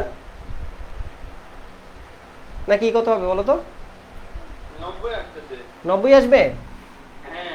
আচ্ছা, যদি 90 আসে তাহলে এখন আমাদের ভ্যালু হবে কত? 90 আসছে তাহলে। আচ্ছা দেখো, আচ্ছা ওইভাবে না যাই, জাস্ট হচ্ছে গিয়ে তোমার 100% একটু বাদ দেওয়া আপাতত, জাস্ট 0.9 আসতেছে, তাই না? প্রথম ধাপে শক্তি কত? 0.9 আসতেছে। তাহলে একটা ধাপে এত, তাহলে দুইটি ধাপে কত? দুইটি ধাপে হবে 0.9 ইন্টু 0.9, গুণ হবে জাস্ট। কথা বুঝতেছো? তাহলে এইখানে কত আসে? তাহলে 0.8 অন আসে তখন। কথা বুঝছো? এইটার সাথে যদি তুমি জাস্ট পার্সেন্টেজ আকারে বের করতে চাও, 0.8 অন ইন্টু হবে গিয়ে 100, এটা সমানই আসলে কত? 81%। ক্লিয়ার? এইটা হচ্ছে কি খ নাম্বারে। ক্লিয়ার? হ্যাঁ। আহ, এরপরে এরপরে তোমরাই আর কিছু আপাতত আমাকে দেখাই দিতে হবে না, তোমরাই কইরো। আর এগুলো জাস্ট মোটামুটি মুখস্থ জিনিসপত্র আছে, তোমরা একটু দেখো। আর তোমরা কর্মদক্ষতার কিছু কয়েকটা জিনিস আছে, সেগুলো একটু ভালো করে কর্মদক্ষতা দেখো। কর্মদক্ষতা কিন্তু এমসিকিউতে আসতে পারে কর্মদক্ষতা থেকে, বুঝছো? আচ্ছা ভাইয়া, জি যে বলো। ওই যে গাইডের কথা বলছিলেন, ওটা কি পাবনা পলিটেকনিকের আশেপাশে লাইব্রেরিতে পাওয়া যাবে? হ্যাঁ হ্যাঁ, পাওয়া যাবে, যে কোনো পলিটেকনিকের পাশাপাশি পাওয়া যাবে, ঠিক আছে। ঠিক আছে ভাইয়া। অথবা তোমাদের যদি কারোর দরকার হয়, ঠিক আছে, তোমাদের ওখানে যদি না পাওয়া যায়, ঠিক আছে, আমাদের এখানে লাইব্রেরি আছে। তোমরা এখান থেকে নাম্বার নিয়ে গিয়ে তোমরা তাহলে কথা বলে এই লাইব্রেরি থেকে অনলাইনেও তোমরা পারচেস করতে পারবে। অথবা ওদের যে আমাদের ওই যে হক পাবলিকেশনসের যে অফিসিয়াল ওয়েবসাইট আছে বা অফিসিয়াল যে নাম্বার আছে, সেখান থেকে ফোন করলেও তোমরা হচ্ছে গিয়ে তাদের সাথে কন্ট্যাক্ট করে বইটা কুরিয়ারে নিয়ে যেতে পারবা, ঠিক আছে। যে কোনো সিস্টেমে তোমরা কতদিনের মধ্যে পাবো? 2 দিন লাগে মোটামুটি, 2 দিনের ভিতরে। তোমরা কিন্তু বইটা অবশ্যই কিনবা, ঠিক আছে, কারণ এখানে মডেল টেস্ট আছে, পাশাপাশি এখানে এগুলো বই না দেখলে হবে না, বুঝছো? বইটা দেখলে আর ক্লিয়ার হয়ে যাবে একদম। আমি ফেসবুক পেজে নক দিছিলাম, বুঝছেন? জি। ওরা 100 টাকা আগে চায় অ্যাডভান্স। হ্যাঁ, ওদের কুরিয়ার চার্জ কত টাকা? 50 টাকা, 50। হ্যাঁ, তাহলে 100 টাকা চাইলেও সমস্যা নেই, ঠিক আছে। ওরা তো ওই অ্যাডভান্স হিসেবে নেই, পরে বাকিটা যেটা আছে ওইটা পেমেন্ট করে দিলেই হবে। এটা এইভাবেই ওই যে অ্যাডভান্স হিসেবে রাখতেছে আর কি, ঠিক আছে, এই সমস্যা হবে না, ঠিক আছে। কারো যদি কোনো সমস্যা হয়, কন্ট্যাক্ট করতে না পারো, সেক্ষেত্রে তোমরা আমি অফিসে নাম্বার বলে দিব না, তোমরা চাইলে এখান থেকে অফিস থেকে তোমরা একটা লাইব্রেরি, যে কোনো একটা লাইব্রেরির নাম্বার চাইলে অফিসে বলে দিব না, ওরা বলে দিবে না, তোমরা সেখান থেকেও কথা বলে নিতে পারবে। অথবা হক পাবলিকেশনের যেটা অফিসিয়ালি আছে সেখান থেকে করতে পারবে, ঠিক আছে। তো আজকে এই পর্যন্তই, তাহলে নেক্সট ক্লাসে আবার দেখা হবে। আজকে করাতে যাচ্ছিলাম নেক্সট চ্যাপ্টারটাও, মানে একটু বেশি লেন্দি হয়ে যাবে, তাহলে আর করালাম না, নেক্সট ক্লাসেই তাহলে করাই নাকি। আচ্ছা, ঠিক আছে, তাহলে ভালো থাকো, সকলকে শুভেচ্ছা, ধন্যবাদ সকলকে। বাকি